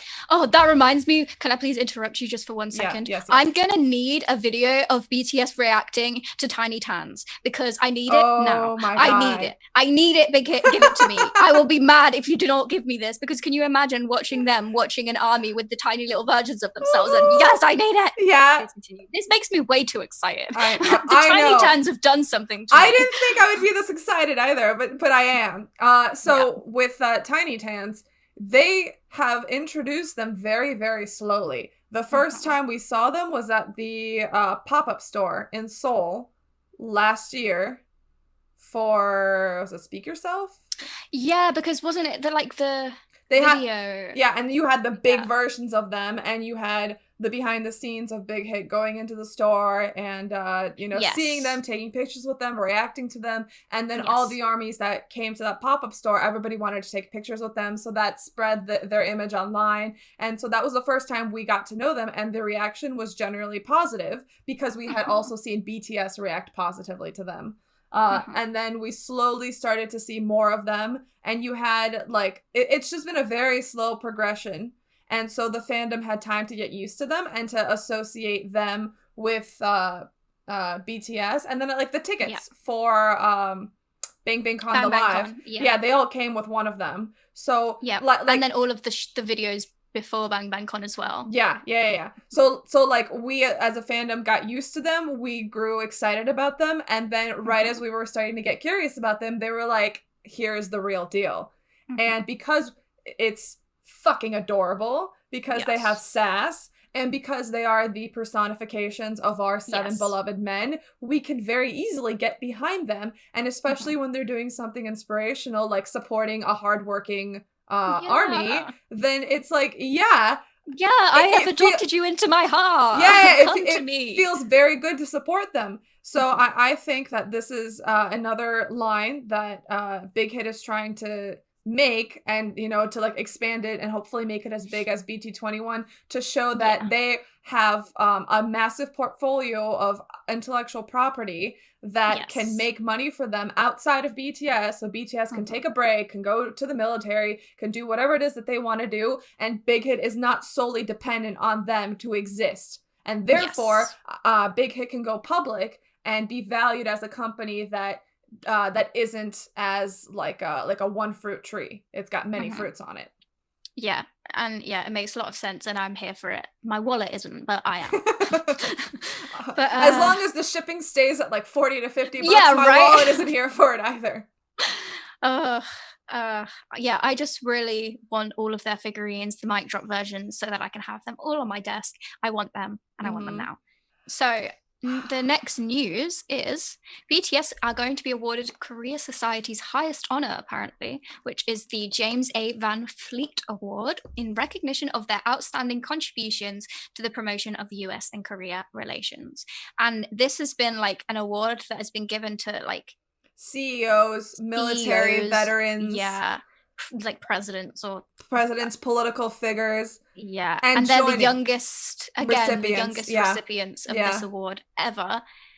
It's insane when I see them get these types of awards because they deserve it so much. And it's such a, it also, do you know what it does? Like, it brings so much awareness and recognition to the cultural industries, and particularly music.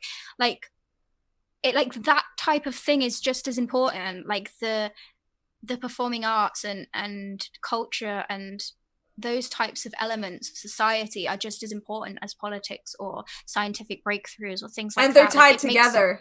Exactly. Like, it makes me so happy to see that recognition for not only BTS, but that industry as a whole. It's so nice to see, and they deserve it so much. And I cannot wait to watch the live stream of them being awarded with it. Yeah. Because it will make me so proud. When is that supposed to be? Like October 7th or something? I think that's what I saw. Yeah. I think it was October 7th. I think you're right, yeah. Yeah, and can you imagine how BTS felt when they found out this? I feel like for them, because they are BTS, a lot of this stuff happens and they're like in shock, or they just don't register it. They're like, okay, I gotta get back to the music I was working on, or the choreo that I was working on. I'll think about this later. And then it doesn't probably become real until it's time to prepare for, you know, whatever their appearance is. Like, I'm sure, because it's like an unfathomable thing to be awarded with something like that. And they're not aiming for that at all. Exactly. And like, all of a sudden, just out of the blue, it's like, hey, you've been producing music and performing, and we are awarding you with one of the most respected awards for our country as a whole, because you have contributed so much for national pride and for history. And like, if that was me, I would just be like, wait. I just sit here and make music. Like, what are you talking about? I feel like that's probably how they feel about it. Yeah, but what an honor, and how their parents must feel about it. And their parents probably walk around with the biggest chip on their shoulder, so proud of their children. Not even chip on their shoulder. I would find it hard not to just cry at all times of the day. Yes. Like, just walk around doing everything, just crying. And just feel like, I made the best human beings I could have possibly made. There is no way I could have done any better than these amazing 7 men. Like, how much pride they must have, how much pride their country must have for them.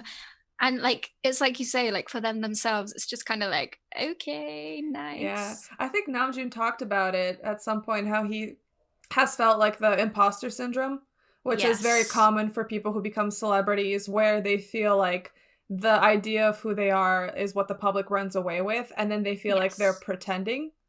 Like, they're not worthy of that title. Not, they don't feel like they belong. That it's a mistake, and somebody at any point is going to realize, like, who are you? You're not who we thought you were, and then everything's going to be taken away. Yeah, it's very fucking scary. It's a common... I've actually looked into imposter syndrome a lot, because it's very common for women in the work environment, like for women in high up positions of professions. And it's a similar thing of like, I feel like I don't belong here because I'm from this type of environment that is different to... It's because women are more self-aware usually than men. Yeah, and plus, like, there's a constant history of like, women don't belong in the work environment, and there's a lot more men than women, and so like, you have to fight a lot harder to belong in that type of space. And when you are in that type of space, you feel like you have to prove yourself constantly to live up to the title that you're given. And it's not kind of like this with BTS, but just on a huge scale, because it's like, you are the pride of our nation, of our entire country. It is you who lives up to that. And like, they are just normal guys. Like, we say this all the time. Yes, they do all these crazy things, but they have done an incredible job at just remaining very down-to-earth people. Just like, oh, I'll go pick up something from the corner shop, or I'm going to take a walk and look at this exhibition, or like, I'm just going to talk to my friend on the phone. Learning how to make japchae. Like, that was a big deal. Yeah, exactly. Like, they are very much just basic. And like, just to try and imagine it, like, you wake up tomorrow and you are the president of your country. Like, and you're just like, whoa, I'm just a normal person. I'm just one person in this world. Why are all these titles surrounding me and these awards? Like, and waiting for me to do something else. Yeah, and like, you would feel very proud because you are being recognized in a certain way, and the things that, especially if you've done all of this hard work and like, you have achieved all of these wonderful things, and you're being recognized for doing so. But then at the same time, you're like, I'm just a guy, like, there are people that do great things every day. Like I'm just a normal guy that sits in my studio and writes music and loves my fans and my members. So thanks, but like I'm just a normal guy. Yeah, but we can still recognize them as normal people who have done amazing things. And that's why I think the video that you're working on is very important. Lion agrees. Yeah. Lion. Yeah, I just think it's very important for us just to be able to showcase from the side why that means so much to us. I think the other thing that helps them to come to terms with this is the fact that like the way they see it, I really believe that they see it this way, is like it's not just the 7 of us who have done this. It is the 7 of us along with all of the members of ARMY around the world who have collaborated in creating this incredible thing and changing the world. And like obviously like we are at the center of it by creating things, but like BTS is ARMY, ARMY is BTS. Like I think they would feel less like pressure and like stress over, and less like ego as well, over feeling like they're part of a movement rather than I changed the world, or you know, which is true. We all change the world collectively because I think Yoongi said it, like anybody can make music, but to make music that people want to listen to and can be inspired by is hard. Yes, exactly. And we are the ones who were inspired.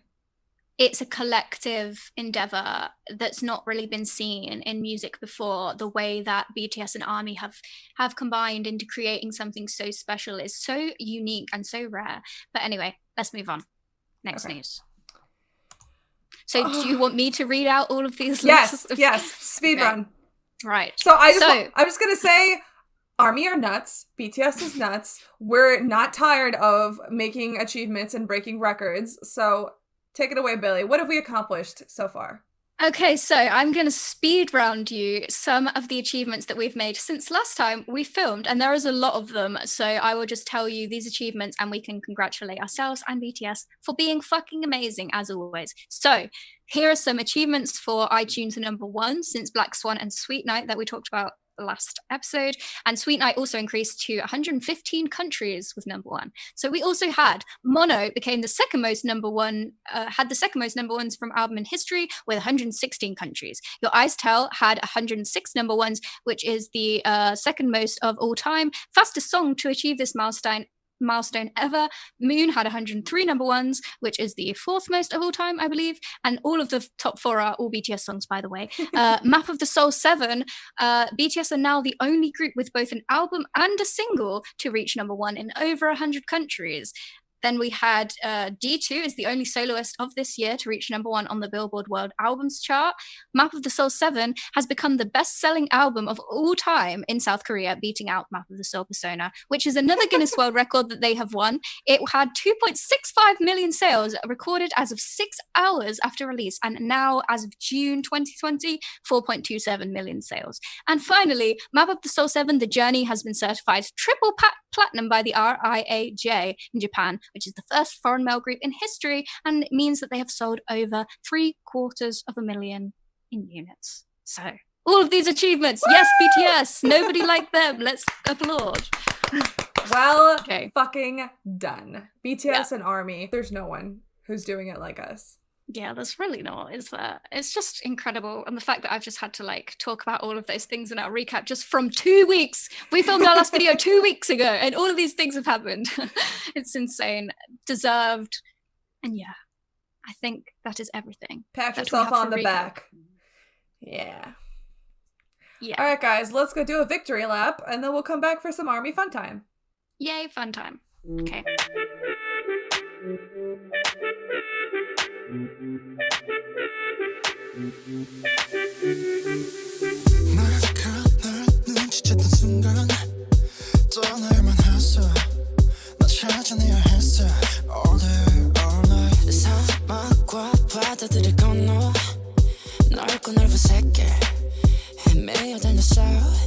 Baby, I can make it better. I can hold you tighter. Come on, give it up. Oh, you're the light. Should I watch you mountain? When you watch you mountain. Da da da da, trip sometimes. 보이지 않던 영원의 밤 내게 아침을 선물한 건 너야 이제 그새 내가 잡아도 될까 Oh, I can make it right Alright Alright Oh, I can make it right Alright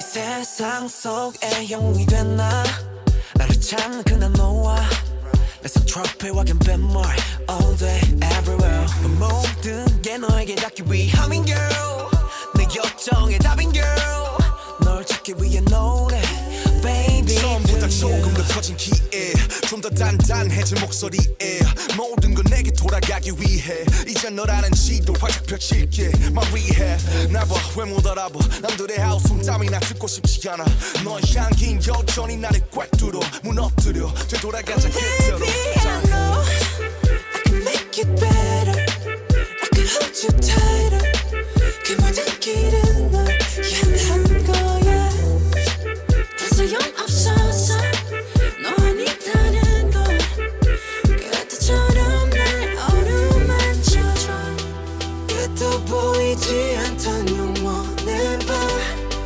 내게 아침을 선물한 건 너야 이제 그새 내가 잡아도 될까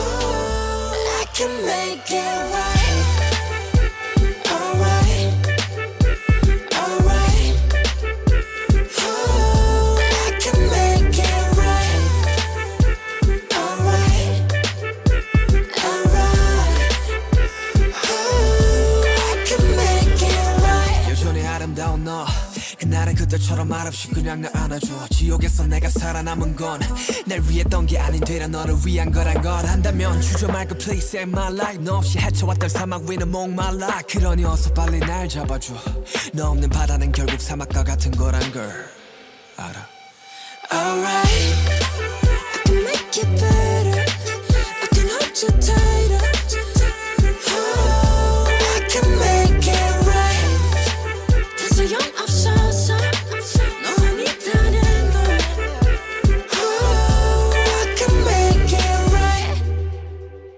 Alright Alright Oh, I can make it right Welcome Hello, back. guys. Yes, welcome back for Army Fun Time. Woo! All I ever say is woo, by the way. I need to come up with a new, like, You're a woo sound girl. You're a woo girl. Woo! That's a woo girl. That's how I sound at concert. It's woo, BTS! Actually, it's just, like, sobbing and crying and snot and, like, happiness and tears at the same time. It's beautiful. Nice. I'm very much a fan of that reaction.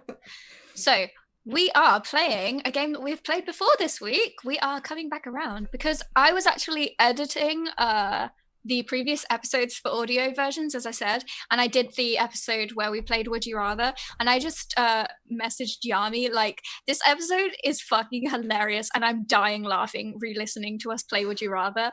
And then she was like, hey, should we play Would You Rather again? And I was like, yeah, because that was funny. Yeah. So, And then we asked everybody... you guys. Yeah, we asked everyone for suggestions, and you guys had so many.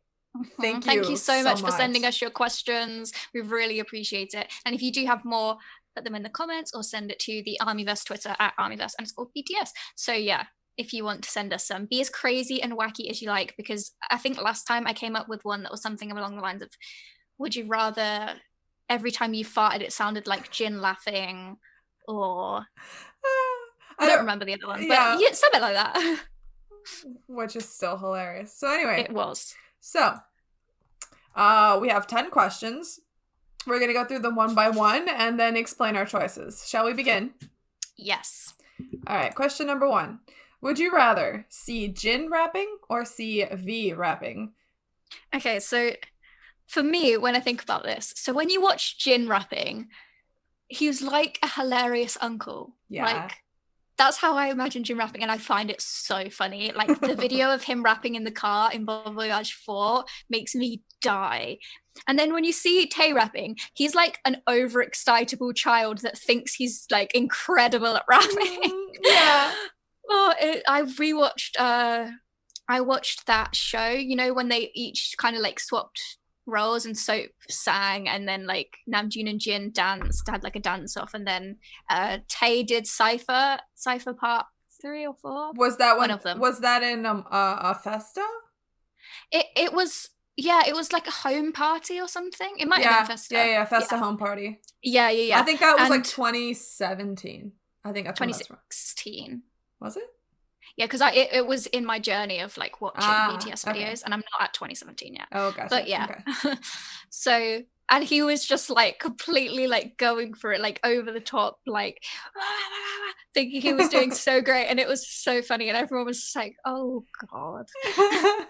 So I'm like, do I want the drunk uncle at the wedding, or do I want like the teenager in his room with headphones on thinking he's a rap star? I'm gonna go for Jin. Mostly just because I love the like more flustered he gets, the more like into it he is, and it's just really, I mean, they're both endearing, but I'm gonna go for Jin. I think I'm gonna have to pick Jin as well, because like him rapping in Bon Voyage 4, I watched it like 20 times because it was so funny. And I just love the way his voice changes when he's rapping. Like you can hear like the type of like tone that he uses, and it's the same that he uses when he gets angry and is like it's the same tone, and it's so funny. I love that they had all of those like car karaoke when they were in Bon Voyage, and that they because it's like it started in Malta, because that was when they were driving themselves around everywhere, and it was really funny to see, and I think the editors were probably like, we like that. We're gonna put you in a place where you have to do a lot of road trips. Here's a bunch of cameras and go. Yeah. Plus, it's just fun to be like with your friends. I loved a bit of Tae rapping "Dang" as well. Was that in Bon Voyage 4? I think it was. Was it? Well, he rapped it in like For Real in The Fifth Mustard, didn't he? Yeah, but I mean in the car. Like I think he was in the back of the trailer, or it was in one of the Bon Voyages. Anyway, they're both so great, and I love seeing them rap. But yeah, Jin. Okay, next question. Would you rather JK calls you backstage for every concert, but you can't speak to your bias, or you can go backstage for one concert, but you only have 1 hour to speak with all the members? So before I was kind of debating this, but I've just found a loophole just from rereading them right now. So I'm picking option 1, JK calls you backstage for every concert, but you can't speak to your bias. They said nothing about hugging my bias or holding hands with my bias. I can communicate via my eyes with my bias, and I get to talk to every other member at every concert that BTS does. Literally choice made. Yeah, no, I agree. It's the multiple times that you get to see them versus one shot. No, I'm sorry. I want to be with them forever. You can't get rid of me. I'm going to be with you for every concert, because even if every one of you hates me, JK likes me and wants me backstage at every concert. Well, he didn't say that. Who knows why he wants you back? That was actually my question. What is he calling me backstage for? To yell at me? To like... Why one person? Yeah, to say hi? To like complain? Like who am I? And why am I being called backstage for every concert? Just because you're a representation of ARMY, I guess, and we know how much JK loves ARMY. So. He goes, all right, so how was it? And you're like, oh, it was great. I'm still not recovered. And he's like, I don't believe you. Oh, what if you had to do that? What if you had, I mean, like, it'd be a fun job if you could convince, like, be their reviewer after every concert. And, like, spot the differences and stuff. Yeah. That would be really fun, but I would just never want to say anything bad. I just think you were perfect as always. I love that. Yeah, but that's a difficult job, because if you even remember from, like, the, what was it? What was the second docuseries? Bring the Soul. Bring the Soul, where like they thought they had done a really good job in Toronto, I think, and then their manager was just like, it's a little sloppy, like your timing's a bit off, and they had like been like, oh yeah, we did so well, and they just like, yeah, that broke my heart. Yeah, and I remember like it also broke my heart to watch, and I know a bunch of ARMYs were upset about it online, but it's like realistically, they even said like we need sometimes a kick in the ass like this for us to like clean it up. Yeah, like they get kind of carried away with having fun with it, which is also good, but like if you're having too much fun, then you're forgetting about like formations and and they are perfectionists, so it's like exactly. But I just want to go backstage with them for every concert Yeah. because I love them. Yeah. All right. Next question. You want to read it? Would you rather see one concert live at any point in time or be an ARMY from the very beginning of BTS's debut? This is easy for me. Easy, yeah. I'm going to pick second one. I want to be an ARMY from the very beginning of their debut. And Yes. I feel like that's a common thing for ARMYs. Like, once you Yeah. discover BTS, you're like, where have I God been? damn it! Yeah, like, why? And then you think about where you were in 2013 and you were like, I would have been so much happier if I'd have just found BTS. Yeah, and then been part of this, like, fandom, a group of people who are struggling together and celebrating together. And it's a very special fandom because it's so global. It's, you know, people reacting to events surrounding BTS through their own cultural lens, and you learn about it from the side. Like, I'm just thinking of Muslim ARMYs when BTS came to Riyadh and how excited and touched they were by how BTS treated their culture so respectfully. Yes. And seeing that from the side touched me. Me too. Yeah. It was so nice to see that. And yeah, honestly, I feel like the reason I've mentioned it a few times now, like I'm going through all the videos and the VLives and everything in order, watching all of their content from beginning to like now, because I want to experience that feeling of having been there from the very beginning and like know which everything comes and how it all orders and the different concerts and where they come in between everything. And I would give anything to be an ARMY right from the beginning. And if you're an ARMY right from the beginning, then you could have gone to like all the concerts anyway. So yeah, or well, no, I will say that like stuff in the beginning was not widely distributed, available to like now you can either, there's a lot of their concerts that we can either watch on demand through VLive or that are available later for sale. The earlier stuff is just not available. But if you were rich, you could have flown to Korea and gone to the concerts, you know. That's how I'm okay, thinking. Right? well, in this imaginary world, I am also rich, okay? So all I can right. fly to Korea for all of the concerts. Yeah. Even though I was only 16 when they debuted. Aw. I was JK's age, so. Cute. Yeah, it's crazy for me to see how much more available and how much more transparent and inclusive they've become as a whole company of like sharing BTS content with everybody around the world. Oh, yeah. And it's hard for me even to remember how it used to be, because it used to be like a wall between us international ARMYs and Korean ARMYs because we didn't speak Korean and we couldn't go use Korean websites to find stuff. We don't speak it. So that simple barrier was enough to make us feel excluded. And you couldn't buy any of the content. You didn't know what was going on. You would get it secondhand through people online, either translating or live streaming, or, you know, by chance you have an English-speaking ARMY in Korea doing, you know, like telling us what was going on. So I would love to be there from the beginning and understand everything from the beginning. Yeah, true. Okay, so in this imaginary world, I'm there from the beginning, I'm rich, and I speak Korean. All right, would you rather? I would like to be that. Okay, next question. Oh my god, Billy. Was this you? Of course, this is one of mine. It's inventive as hell. All right. Would you rather Jimin had nightmares of you every night, and when you got a chance to meet him, he ran away screaming, "You're a monster!" Or Namjoon thought of you as the sole person responsible for every bad thing that ever happened in his entire life? Yep. Oh my god. I don't know how to pick. Okay, I think I know. I'd probably pick Jimin because you can rectify. And it could be like one of those like forbidden loves where like in like a fan fiction where, oh, you're the evil person of someone's dreams, and you have to somehow overcome this barrier where you are the monster and eventually you end up getting together. I can make this into a whole story right here off the top of my head, so I'm gonna pick that one. It's much more easier to rectify than Namjoon literally thinking that you are to blame for everything that's ever happened. Yeah, because I'm like thinking, Namjoon, like if you've thought that I was at fault for every bad thing that ever happened to you, that builds up resentment, a lot of resentment, and you would have to reprogram a lifetime of thinking one way, and I'm like, I don't want to do that. I'd rather like work with Jimin to convince him that his nightmares are not my fault. Yeah. Exactly. It would be quite funny as well to have Jimin just like, you're a monster! Yeah. Running away from you. That was the image in my head. Yeah, and then the rest of them, you go backstage to meet all of them. JK's Yeah, like, and then here's it's like, everyone "The else. fuck?" Yeah. Yeah. And That would be then, funny. and then they'd be like, so sorry, let us go get him. And you're like, okay, I'll wait. Yeah, exactly. But yeah, if you're the person responsible for like, well, if Namjoon thinks you're the person responsible for every bad thing that happened in his life, everyone else is going to hate you as well. Like, every other member is going to hate you. They're going to be on his side. Yeah. They'll be like, how could you? Our poor Yeah. Namjoon. Exactly. I didn't do anything. I just loved Yeah. you. All right, next question. Do you want to read this? Would you rather never see another episode of Run BTS or never see another episode of Bon Voyage? This one's so hard.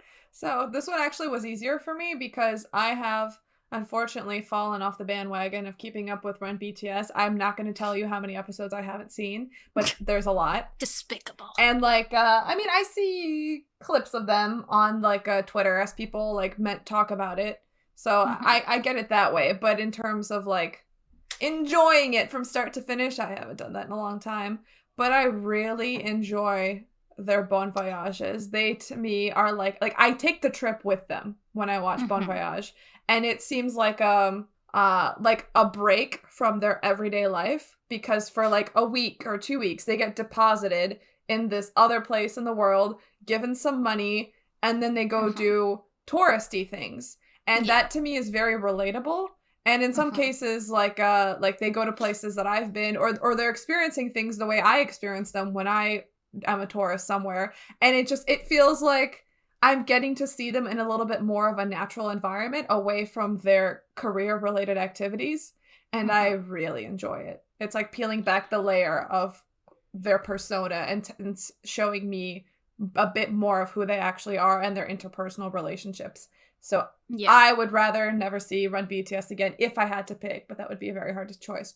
But I need Bon Voyage. It would be a hard choice. You're not even watching Run BTS. Here's my point before I even give my answer.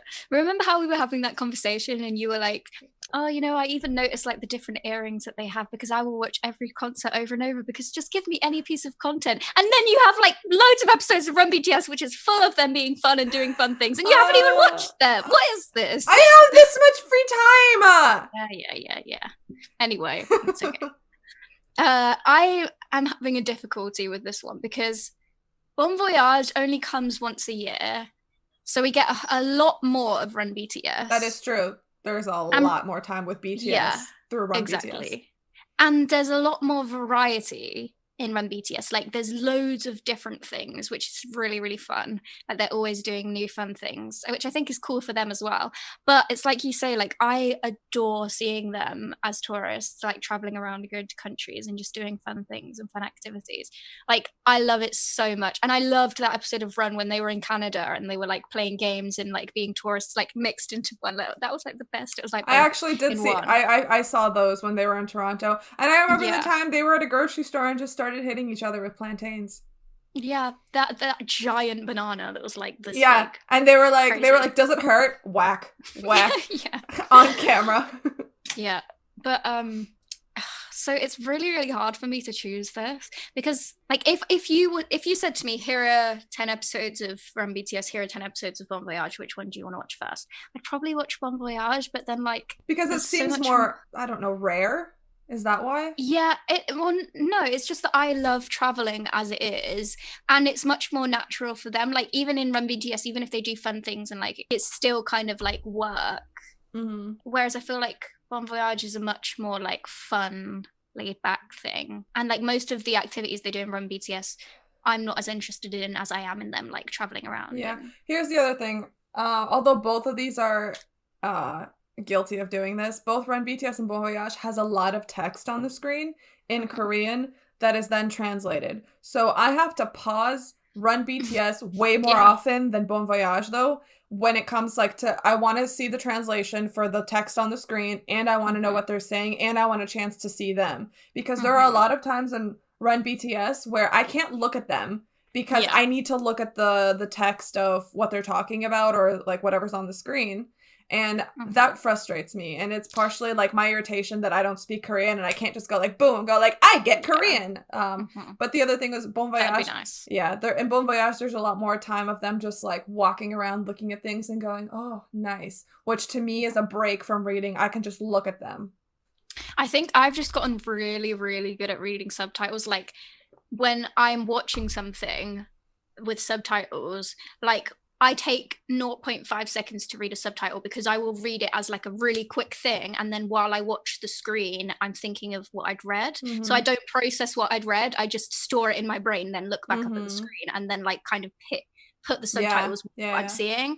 So like I don't have that problem too much. Like I'm quite good at that. I've had to do that too. And I don't like it though, because I like to think about what they're saying and what is going through their brain as they're saying it, because I like to read people. So to me, it's not enough time. And it's just a personal thing for me. So just for my personal choice, I'd rather see Bon Voyage before I'd give up.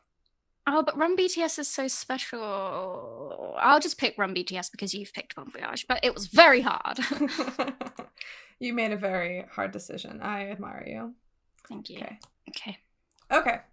So, would you rather learn the piano with Yoongi or learn dance with Hobie? Okay, this is easy for me. I already play piano, not amazingly well, but like fairly well. I can get my head around the piano. So I feel like it would be much less embarrassing for me to learn the piano with Yoongi.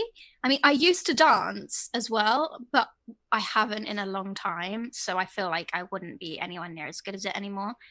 And Hobie, like, is such a great dance teacher, but like I feel like it would just be like, okay, I'm trying, I'm doing it. Whereas like with learning the piano with Yoongi, it would be like chill and I'd like pick it up easily and we'd just have nice chats because it's not too difficult. Aww. Yeah. See, I'm the opposite. I play the piano, but I don't play it as often anymore as I'd like to. But for me, piano playing is a little bit more solitary. And I think if you are the teacher watching someone try to like create the connections in your brain between like how your fingers are moving as you learn a piece is very it can be sometimes frustrating. Like I'm thinking of that YouTube live that Jin did a while ago where he was learning a piano piece on camera. I went into piano teacher mode and I was, because I knew the piece he was playing, and I would literally, like, when I heard the wrong note, I'd be like, no, like, I was talking to my phone. I was like, no, honey, no. Oh, you did it well. Okay, good job. Good job. Oh, you're doing it well. You do no. And like I would see him press the wrong keys, and then he would stop and think. I'd be like, that's right. Back up. Try again. And I feel like my style as a teacher would be really annoying. I'd be fucking talking. So if I was learning the piano with Yoongi, I feel like he would be a person who would be either very quiet and internalize his frustration, or he would just be very like nope, try again. No, let's start at the basics. You need to go back to the basics. And I'd be like, Yeah. I mean, I envisioned, like, because it doesn't say learning the piano from Yoongi, but rather with Yoongi. So I've kind of envisioned in my head when I was thinking about this, back-to-back pianos with both of us just like sitting and like learning together, like learning new pieces and chatting every now and then and just like spending time together. And because I already have a basic understanding of playing the piano, like I wouldn't have to like be taught anything. I could just sit and learn it myself, but then he could sit and learn it himself too, and we could learn together, and it would be really nice and just like chill and calm and relaxing. Yeah. I like that idea though. I would pick to learn dance with Hobie because I think it's a very hands-on activity. It would be a lot of me staring at his body. Yeah, fair. And I think it would just be a lot of fun. It would be a lot of fun, but like I would just be sitting there like the whole time, like because like when I watch his like Hope on the Street or his live he did of like a whole dance session, like it was just so cool, and I was just watching him like in awe. I think Namjoon was right when he said that Hobie is like water. Yes, definitely. Okay, next question. Okay, so would you rather get scolded by Jin or have Taehyung be pissed at you? Have you ever seen Taeyoung's pissed off face? It's so cute. Cute? I feel horrible. Like, really? Because it feels like it's never going to go away and it's like permanently. And I'm like, I would rather get scolded by Jin because to me, like, first off, listening to him scold anyone is hilarious because we talked about how his voice gets that like high pitch, that and we have that like fandom inside joke of like him going on that rant at Namjoon. I would love to be scolded by Jin because also when people yell at me, I have a bad habit of just laughing because I don't take it seriously. And so I would just laugh and then Jin would be like, "You're hopeless," and then we'd make up. But if Taeyong looked at me and he was pissed, my heart would break. I'd be like, "I am so sorry. What did I do to hurt my baby? How do I make this better?" See, I feel like this depends very much, for Taeyoung especially, on like if you're someone he loves and knows, or if you're someone that he doesn't know. Because like when you said Taeyoung's pissed off face, I imagined his like face when like one of the members slightly annoys him and he just sits there with this pout on his face and, like, and that's adorable. But like if I'm thinking about it as somebody like who he doesn't know or doesn't care about, then yeah, he's like, woo. It's the "you're dead to me" face. Yeah, like yeah, woo. I wouldn't want that from him. But if it was like a oh, I'm pissed off with you, you annoyed me kind of thing, but I still love you. But be pissed off at you is very different to be scolded by. Like being scolded by can be joking. Like Jin scolds Jungkook all the time, but it's out of love and it's so cute and it's never done seriously. So like I feel like if I got scolded by Jin, I would just feel loved. So yeah, I would rather get scolded by Jin. Yeah, okay, that was an easy one to answer. All right, take it away, Billy. Would you rather get your entire life in the form of a GCF entirely filmed, directed, and produced by JK, or get your entire life in the form of a photo book memoir created by Taeyoung as part of FUNTIME? This one's hard. It's hard because they both have... It has their soul in either of them. Yeah, their skill set is very different but similar. They're both very visual people. For me, I think I would probably have to go with JK. Because I love his style for all his Golden Closet films. They're beautiful. The music he puts to them, the way he films, his cinematography, the filters he uses, they really like put you in the mood of what happened. And I'm a very visual person. It's like I like video. And so like I loved his when he goes to Japan with Jimin. I've loved when he did the Saipan summer package like teaser. I've loved his like little behind the scenes for them preparing for Mama 2018. It's so his style, and that style is very me. So yeah, I think I've changed my answer because I think at first I was gonna pick GCF as well. Because I prefer videos to photos personally. Like I tend to enjoy watching videos of things because I feel like it captures the moment in more of a realistic way rather than an artistic way. And I tend to prefer that. But then when I was thinking about it just now, like if you had like a photo book that Tae had taken, like the way that he takes photographs as a photographer is like with so much love and with so much like heart, and I feel like each of those photos wouldn't just be the photo, it would be like his perspective of it at that moment. And I guess the same could be said for JK with the GCF. It's just a different style. So like for Tae, I feel like he's a very vintage person. So and I also think that it wouldn't just be photos of you, it would be photos of things. It would be be very artistic. It would be very 3D. Like I'm even thinking of like when he was in charge of like their mood board for their Festa like discussion video. Like remember, you know what I'm talking about?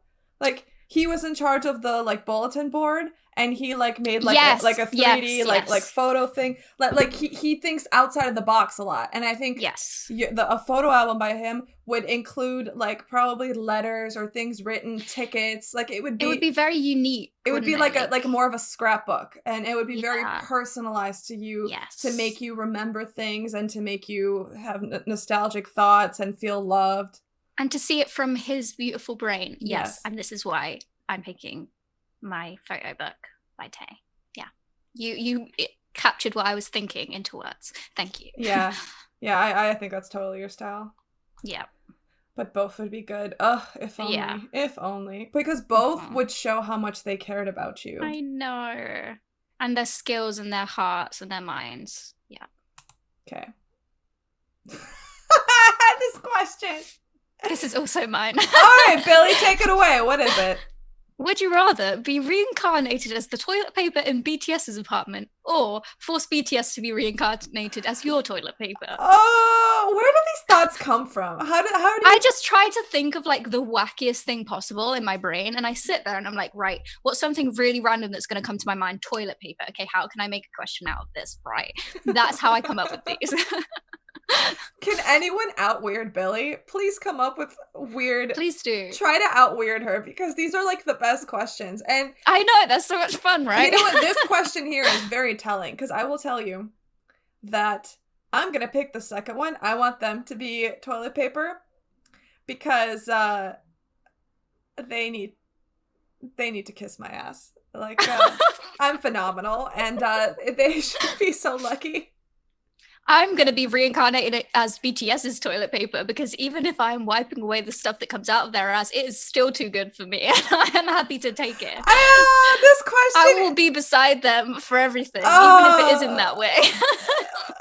This question is like really weird because we can't answer it in a way that's nice or respectful. And like I'm so desperately trying to sound like, not to sound like a saucing when I'm like, oh, I'd love to be their toilet paper. I'll be that toilet paper. It's fine. Like, I feel like, but the thing is, I wouldn't choose to be that toilet paper. It's not like I'm like, do you know what I would really love? To be reincarnated as BTS's toilet paper so that I can wipe their ass. It's an option. Am I going to force them to take my stuff? No, that's not very nice. And I don't want to have to do that to them. So I will take the pain and do it for them. Like, my bathrooms smell very nice. Like, I'm amazing. It'll be a great time. Okay, then, yeah.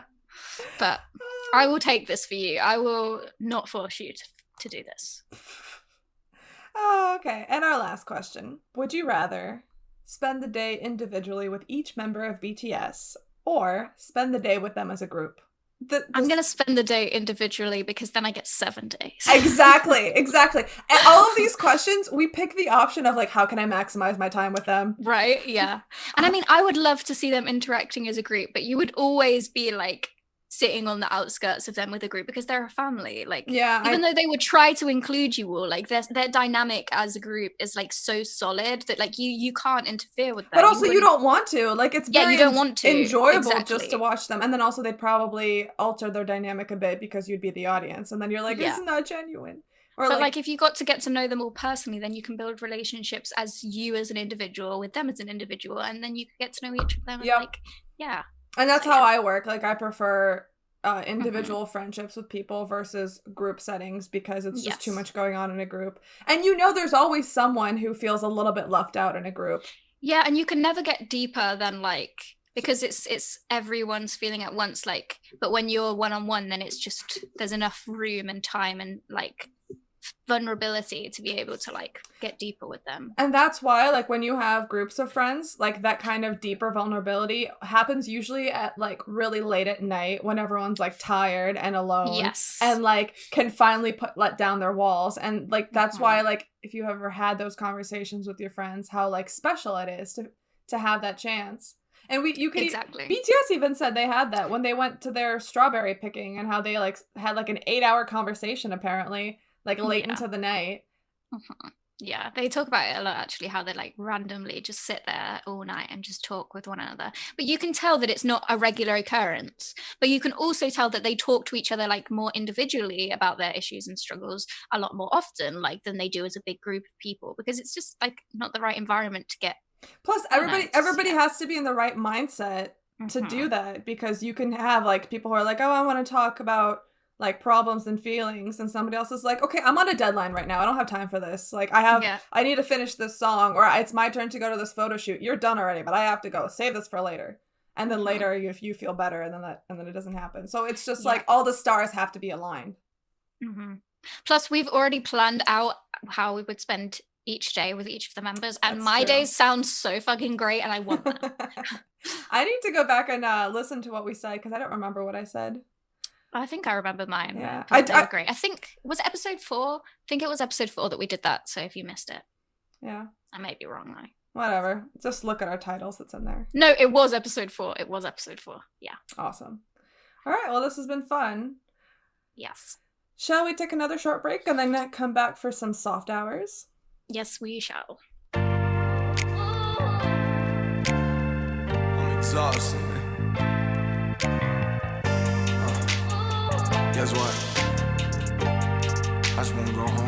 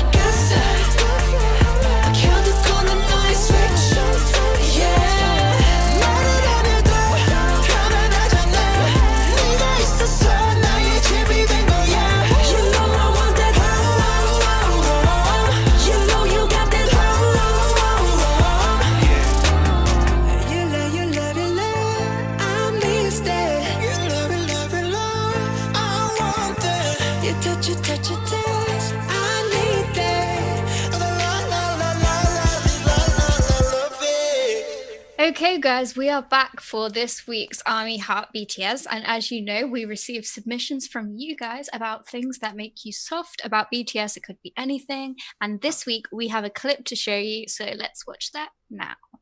네, 저는 저를 굉장히 많이 사랑합니다라고 해서 그러면은 그 주제로 한번 가보는 게 어떨까라고 하시더라고요. 그래가지고 굉장히 좋습니다. 저도 그런 자기의 쪽으로 한번 써보고 싶었다고, 저도 그 주제가 굉장히 마음에 든다고 이렇게 서로 대화가 돼가지고 그쪽으로 가게 되었어요. 제 노래 가사가 되게 좋다고 하신 분들이 많아서 저도 그 가사를 보고 너무 좋아했거든요. 그러니까 뭐 저희를 싫어하시는 분들도 있고 그런데 제 노래를 홍보하는 건 아니고 이 노래를 한 번쯤 들으면서 가사를 한 번쯤 보셨으면 좋겠어요. 많은 분들이. 사실 Love Myself, 자기 자신을 사랑하는 게 굉장히 힘든 법인데 저도 데뷔하고 얼마 후까지는 제 자신을 그렇게 사랑하지 못했어요. 근데 억지로라도 자신을 사랑하려고 하다 보니까 자기애가 지금은 굉장히 넘치고 노력이라고 하기엔 좀 그런데 노력만으로도 자기애를 이렇게 좀 크게 만들 수 있더라고요. 그래가지고 나를 사랑한다는 마음을 가지고 자기 자신을 매일 칭찬해주고 그러시는 분들이 이제 좀 더 많아졌으면 좋겠습니다. 세상에는 되는 일도 있고 안 되는 일도 있는데 일이 안 될 때마다 자기를 꾸짖지 말고 이번에는 이렇게 됐으니까 다음에는 더 잘할 거다. 괜찮다. 뭐 실패는 성공의 어머니라고 하지 않느냐. 다음 성공을 위해 이렇게 좋은 발판이 되었고 또 이렇게 뭔가 잘 되면은 역시 잘했다. 역시 나는 굉장히 좋은 사람이다. 역시 나는 최고야. 이런 마음가짐을 가지고 자기를 좀 많이 사랑했으면 좋겠습니다. Oh, it's so sweet. I love this clip. Thank you for submitting it. Seokjin. Yeah. So let me give some quick context. So this VLive, because this is a clip from one of his VLives, was the one he did in September of 2018 when they were in LA. And this is like the night before their first Love Yourself concert in the US. So they had just had their like 2 or 3 nights that they had done in Seoul. They had arrived in the US a couple of days before their tour was supposed to kick off in the US. And he had a surprise VLive in the hotel. And I remember watching it because he was like, all right, it's an eat gin. And then he opens the episode and he's just like, today's menu is a glass of water because I just wanted to talk to you guys. He did that this year as well. Yeah. So like he went through a variety of topics and then he did a little behind the scenes of like where Epiphany came from and how it was written. And then we asked him to sing it and he was like, should I sing it? No, I have to save my voice for tomorrow. But I think he really wanted to because he like said it twice. And then he launches into this commentary about like, hey, like the lyrics in my song, like I really believe in them. Like you should love yourself. And from my perspective, I think this is one of the few times we have seen into his mindset and how he truly thinks. Yes. And he's a very private person in my opinion. Yes. And I just thought it was very special that he let us in and he let us understand how he motivates himself. He acknowledged that BTS know how much hate they get. And he was like, we try to brush it off because we ourselves try to focus on our value. I myself try to focus on my value and I encourage myself. And not even that, but like, I know that there are a lot of people that hate us, but even so, I hope that they can learn to love themselves.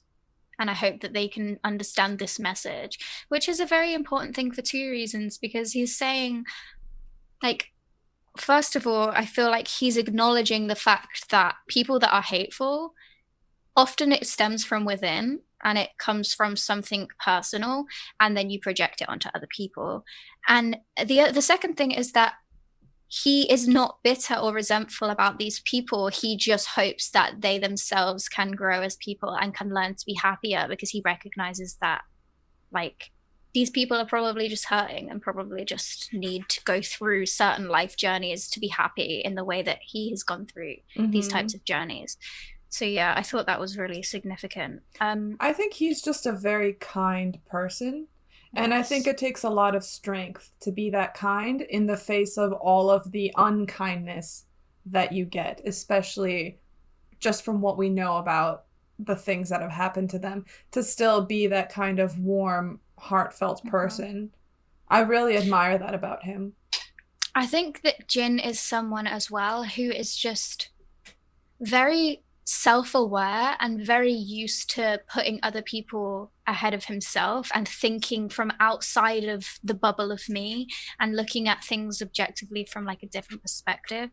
So he's very good at just caring for others, like, and being a very stable presence. Like, I feel like that represents him very well. And honestly, what you said earlier as well about like that this is one of the instances where we really see into his mindset, I think you're completely right. This is one of the times when we really see him talking about something very emotional and personal to him, because like you say, I don't think that he's like false or anything like that. I just think that he doesn't like to burden others with his problems, and that's what he said. Yeah, like I think he sees his admission of weakness and of like sadness or pain as putting it onto somebody else, whereas he wants to be the person that takes that away from others and like and heals them. And so in this clip, like you can hear, you know, when somebody's talking about something that really means something to them and their voice kind of like catches, or like it sounds like you've got a lump in your throat, or you can't breathe properly because you can't get your breaths in properly because you really mean what you're saying, and it feels a bit like uncomfortable to say it because it's something that like proper you feel. I feel like we really hear that in this clip. Like, did you pick up on that? It's very soft, it's very quiet. You know, he's alone in his hotel room. He could be as loud as he wants, but he feels vulnerable as he says this. It's like, I don't know how to describe it other than like, when you're speaking about something you're not that like connected to, it's kind of like I'll say a sentence. It's kind of, you talk like this and you're talking about how you feel and blah, blah, blah. Well, now when you are feeling emotional about something, it's kind of like this, and you kind of talk a bit more like it's like you're kind of closed up. Like you're trying to hold it together. Yes. And I really recognize that from this. And that's how you know how much this is like a proper insight into Jin's mind. And another way that I think this is, he said about it again not too long ago about how he urges people to like look at themselves in the mirror and like compliment themselves. And he was saying like, this is really embarrassing to say, but every morning I go to the mirror and I'm like, wow, you're so handsome. Like, because it's just a way of showing it. And what he says is like the efforts that you put in to like being kind to yourself, to praising yourself, is something that can lift your self-esteem. Like, even though it's not only effort, if you put in an effort to actually like say to yourself, I'm gonna care more about myself, I'm gonna be nice to myself, I'm gonna love myself, then you really can start building it from there. And yeah, his mindset in this is a beautiful one. And the fact that he wanted to share that with ARMYs through music and through his words, just, I love it. It's very touching. The other thing I wanted to add is that, so this was the beginning of their Love Yourself tour, and this was right after Love Yourself Answer had come out. And there had been like some publication, some just like speculation of like, okay, well, you're supposed to love yourself. What does that mean? And BTS was answering in all of their interviews, like, it means whatever you want it to mean. You have to figure that out for yourself. And in some of the stuff that, what was it? There's like a brochure that you could buy from the concert, like from the tour merch, that was like interviews with them. And it was like, well, what is it? And each of them had to answer, well, what does it mean for me to love myself? And so they talked about how, like, you know, for Namjoon, it was like going for walks. I can't remember. I have this somewhere. You'll have to send it to me. What a picture, by the way. I know. My goodness. I know. CEO Jin. Yeah, but it's just like all of them were asked to explain what they do to love themselves. And that was reflected in the tour, in VLives like this, and like all the way even at the end of their time in the US when they were at Citi Field. And Namjoon goes, what is loving yourself? I don't know. We all have to strive to define what it is to love ourselves. And he's like, it's not intentional, but I feel like I'm using ARMY to love myself. So if you, ARMY, need to, like, please use BTS to love yourself. I love that speech so much. Me too. I literally know it word for word. Like, I can hear it in his voice in my head. Yeah. So it's like this, I feel like was, and like they had other VLives during their time on tour where they talked about stuff like this, of like the idea of loving yourself is such a vague concept that seems good, but how do you implement it, and how do you explain to other people how they should implement it?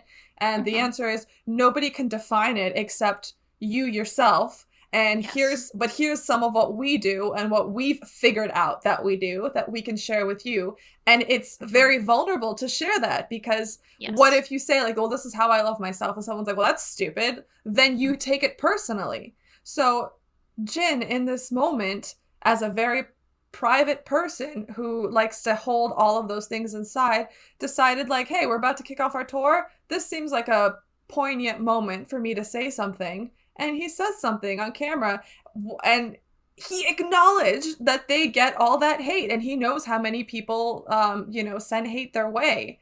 And he was like, well, here's what I do to make it not hurt, so that I remember that I'm valuable, that I'm worthy, that I'm worthy of love. And I just found that incredible.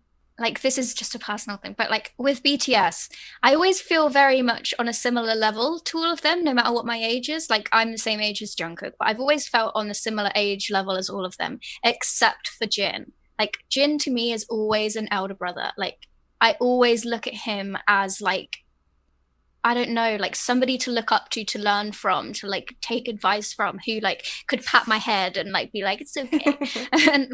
and I feel like he is doing this here. Like, he's in this role of like, I want to share what wisdom I have with you, and I want to collectively like be a big brother and try to help and try to give advice to all the people that might need it. And like like some of the words that he says in this, like I'm thinking of at the end when he says like, you face many hardships in life, but you have to remember that like failure is the mother of success, and one failure can lead to another success afterwards, and like just to keep going and to learn from mistakes. And it's just it's a moment when he's very wise, and because a lot of the time he's silly and he's joking around and he's doing all these things, but he's very wise and he's a very calming presence. And I just can't even imagine how it must feel like for the other members to have somebody like him as their eldest brother and like as a pillar. And I think he's an example in what being humble means, because he's the oldest, and in a culture where the oldest is supposed to be given the most respect and the most deference, he is purposefully made himself silly so that he could relate to the younger members more. And he's also very clear that Namjoon is the leader, and Namjoon is the one that should be given proper respect and deference as well.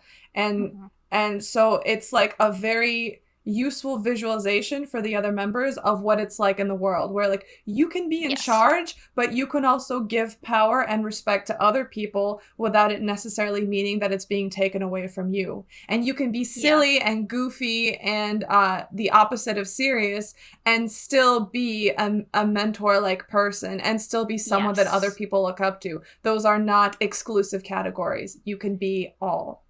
And oftentimes, like, those are the types of mentor-like figures that you really learn from and take inspiration from. And, like, do you remember that clip? I think it was Jimin and Jungkook, maybe? I'm probably wrong. Who said that, like, would you rather have, like, an elder brother, like, who was, like, very, like, strict it's from, and like, kept the... Was it Burn the Stage? Where they were I thought it was a VLive. I thought it was a VLive. Maybe. But I just remember a clip where it's like, would you rather have like an elder brother who was like, who got things done and was very much like, I'm the eldest and I'm taking care of things, or would you rather have like an older brother like Jin, who is silly? And they were both like Jin. They want Jin. And even though like people, like the boundaries sometimes get blurred, as we've seen like with Tae and Jin, like, and when they're like, you have to remember that Jin is the oldest, like, because they forget that sometimes, because he is a part of the, like, he puts himself on the same level as them. But like when you take a step back and look at somebody from that angle, you respect them so much more, I find. Like, I would respect and love a person so much more if they tried to relate to me on an equal playing field, but still took on that mentor like role, rather than somebody that was like, I am the mentor, I am doing things. I think because it conveys a sense of security and confidence in who you are, where you're not just sticking to the, oh, well, I'm older than you, I'm more experienced than you, you should defer to me no matter what. Yeah, I think the last thing I wanted to say about this clip is similar to what you said about the whole love yourself concept. Like, they got a lot of they've had a lot of people say things like, oh yeah, teaching you how to love yourself, how like stupid, and it doesn't even mean anything, it's just trying to sell records and blah blah blah blah. Like, the amount of stuff that we got behind the albums, behind the songs, of them sharing their own journeys and what it meant to them. Like, they weren't like, you have to love yourself. It was like, I need to understand how to love myself, or like what it means to love myself. And I'm going to try and go through that process and work it all out in my head and see what I come up with. And I'm going to share that with you in the hopes that you will gain something from it as well. And because it's such a better way to do it. Yeah. And it reminds me of like Magic Shop, when they're like, I'm not going to tell you what to do or tell you these cliche things. I'm just going to share my story with you, and hopefully we can do it together and we can learn from each other. And clips like this really highlights that, I think. And I think what they unlocked for themselves is that people are different. They're always going to be different, but what is the same is the journey of the struggles are the same around the world of trying to figure out how to love yourself, how to have an identity, how to have a dream, how to be motivated in your life. Those struggles are the same, but what that looks like is different for everyone. So the only thing you can do is use yourself as an example of, well, here's what I did and here's where I got. Look at my journey and see if you can learn anything from it. That is all I can give you. That is the only thing that is fact. Everything else is up to you. How empowering is that? Yes, very, very empowering. And I just think that Jin is like the softest, most best eldest brother the world has ever seen. And I love him so much. And I want him to pat my head. Suck Jinny, we love you. We love you to pieces. We love you to the moon and back. Yes. And, you know, like, I just love every side of Jin. And I love these really sensitive and beautifully vulnerable sides of him that he thinks that we don't want to see, but we do, and we love it all. We love it all. Yes. Okay. So on that note, let's bid everyone farewell. Have a lovely rest of your week, guys. Yes, and thank you for joining us for Army Time this week. See you next time. Bye, guys.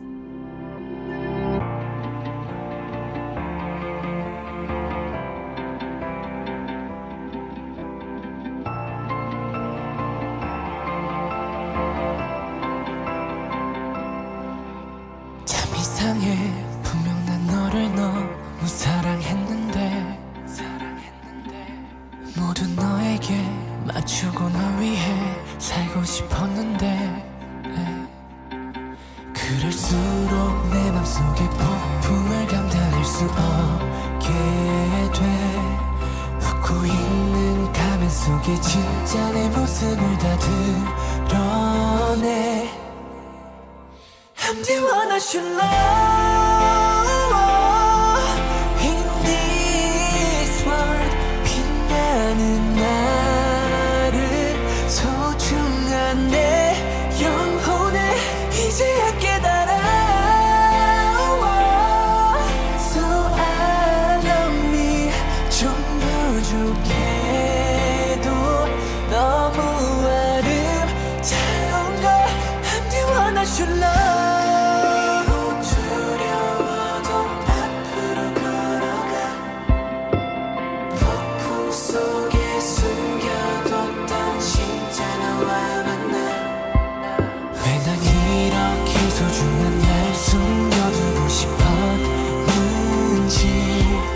뭐가 그리 두려워 내 진짜 모습을 숨겼는지 I'm the one I should love in this world 빛나는 나를 소중한 내 영혼을 이제야 깨달아 So I love me 좀 부족해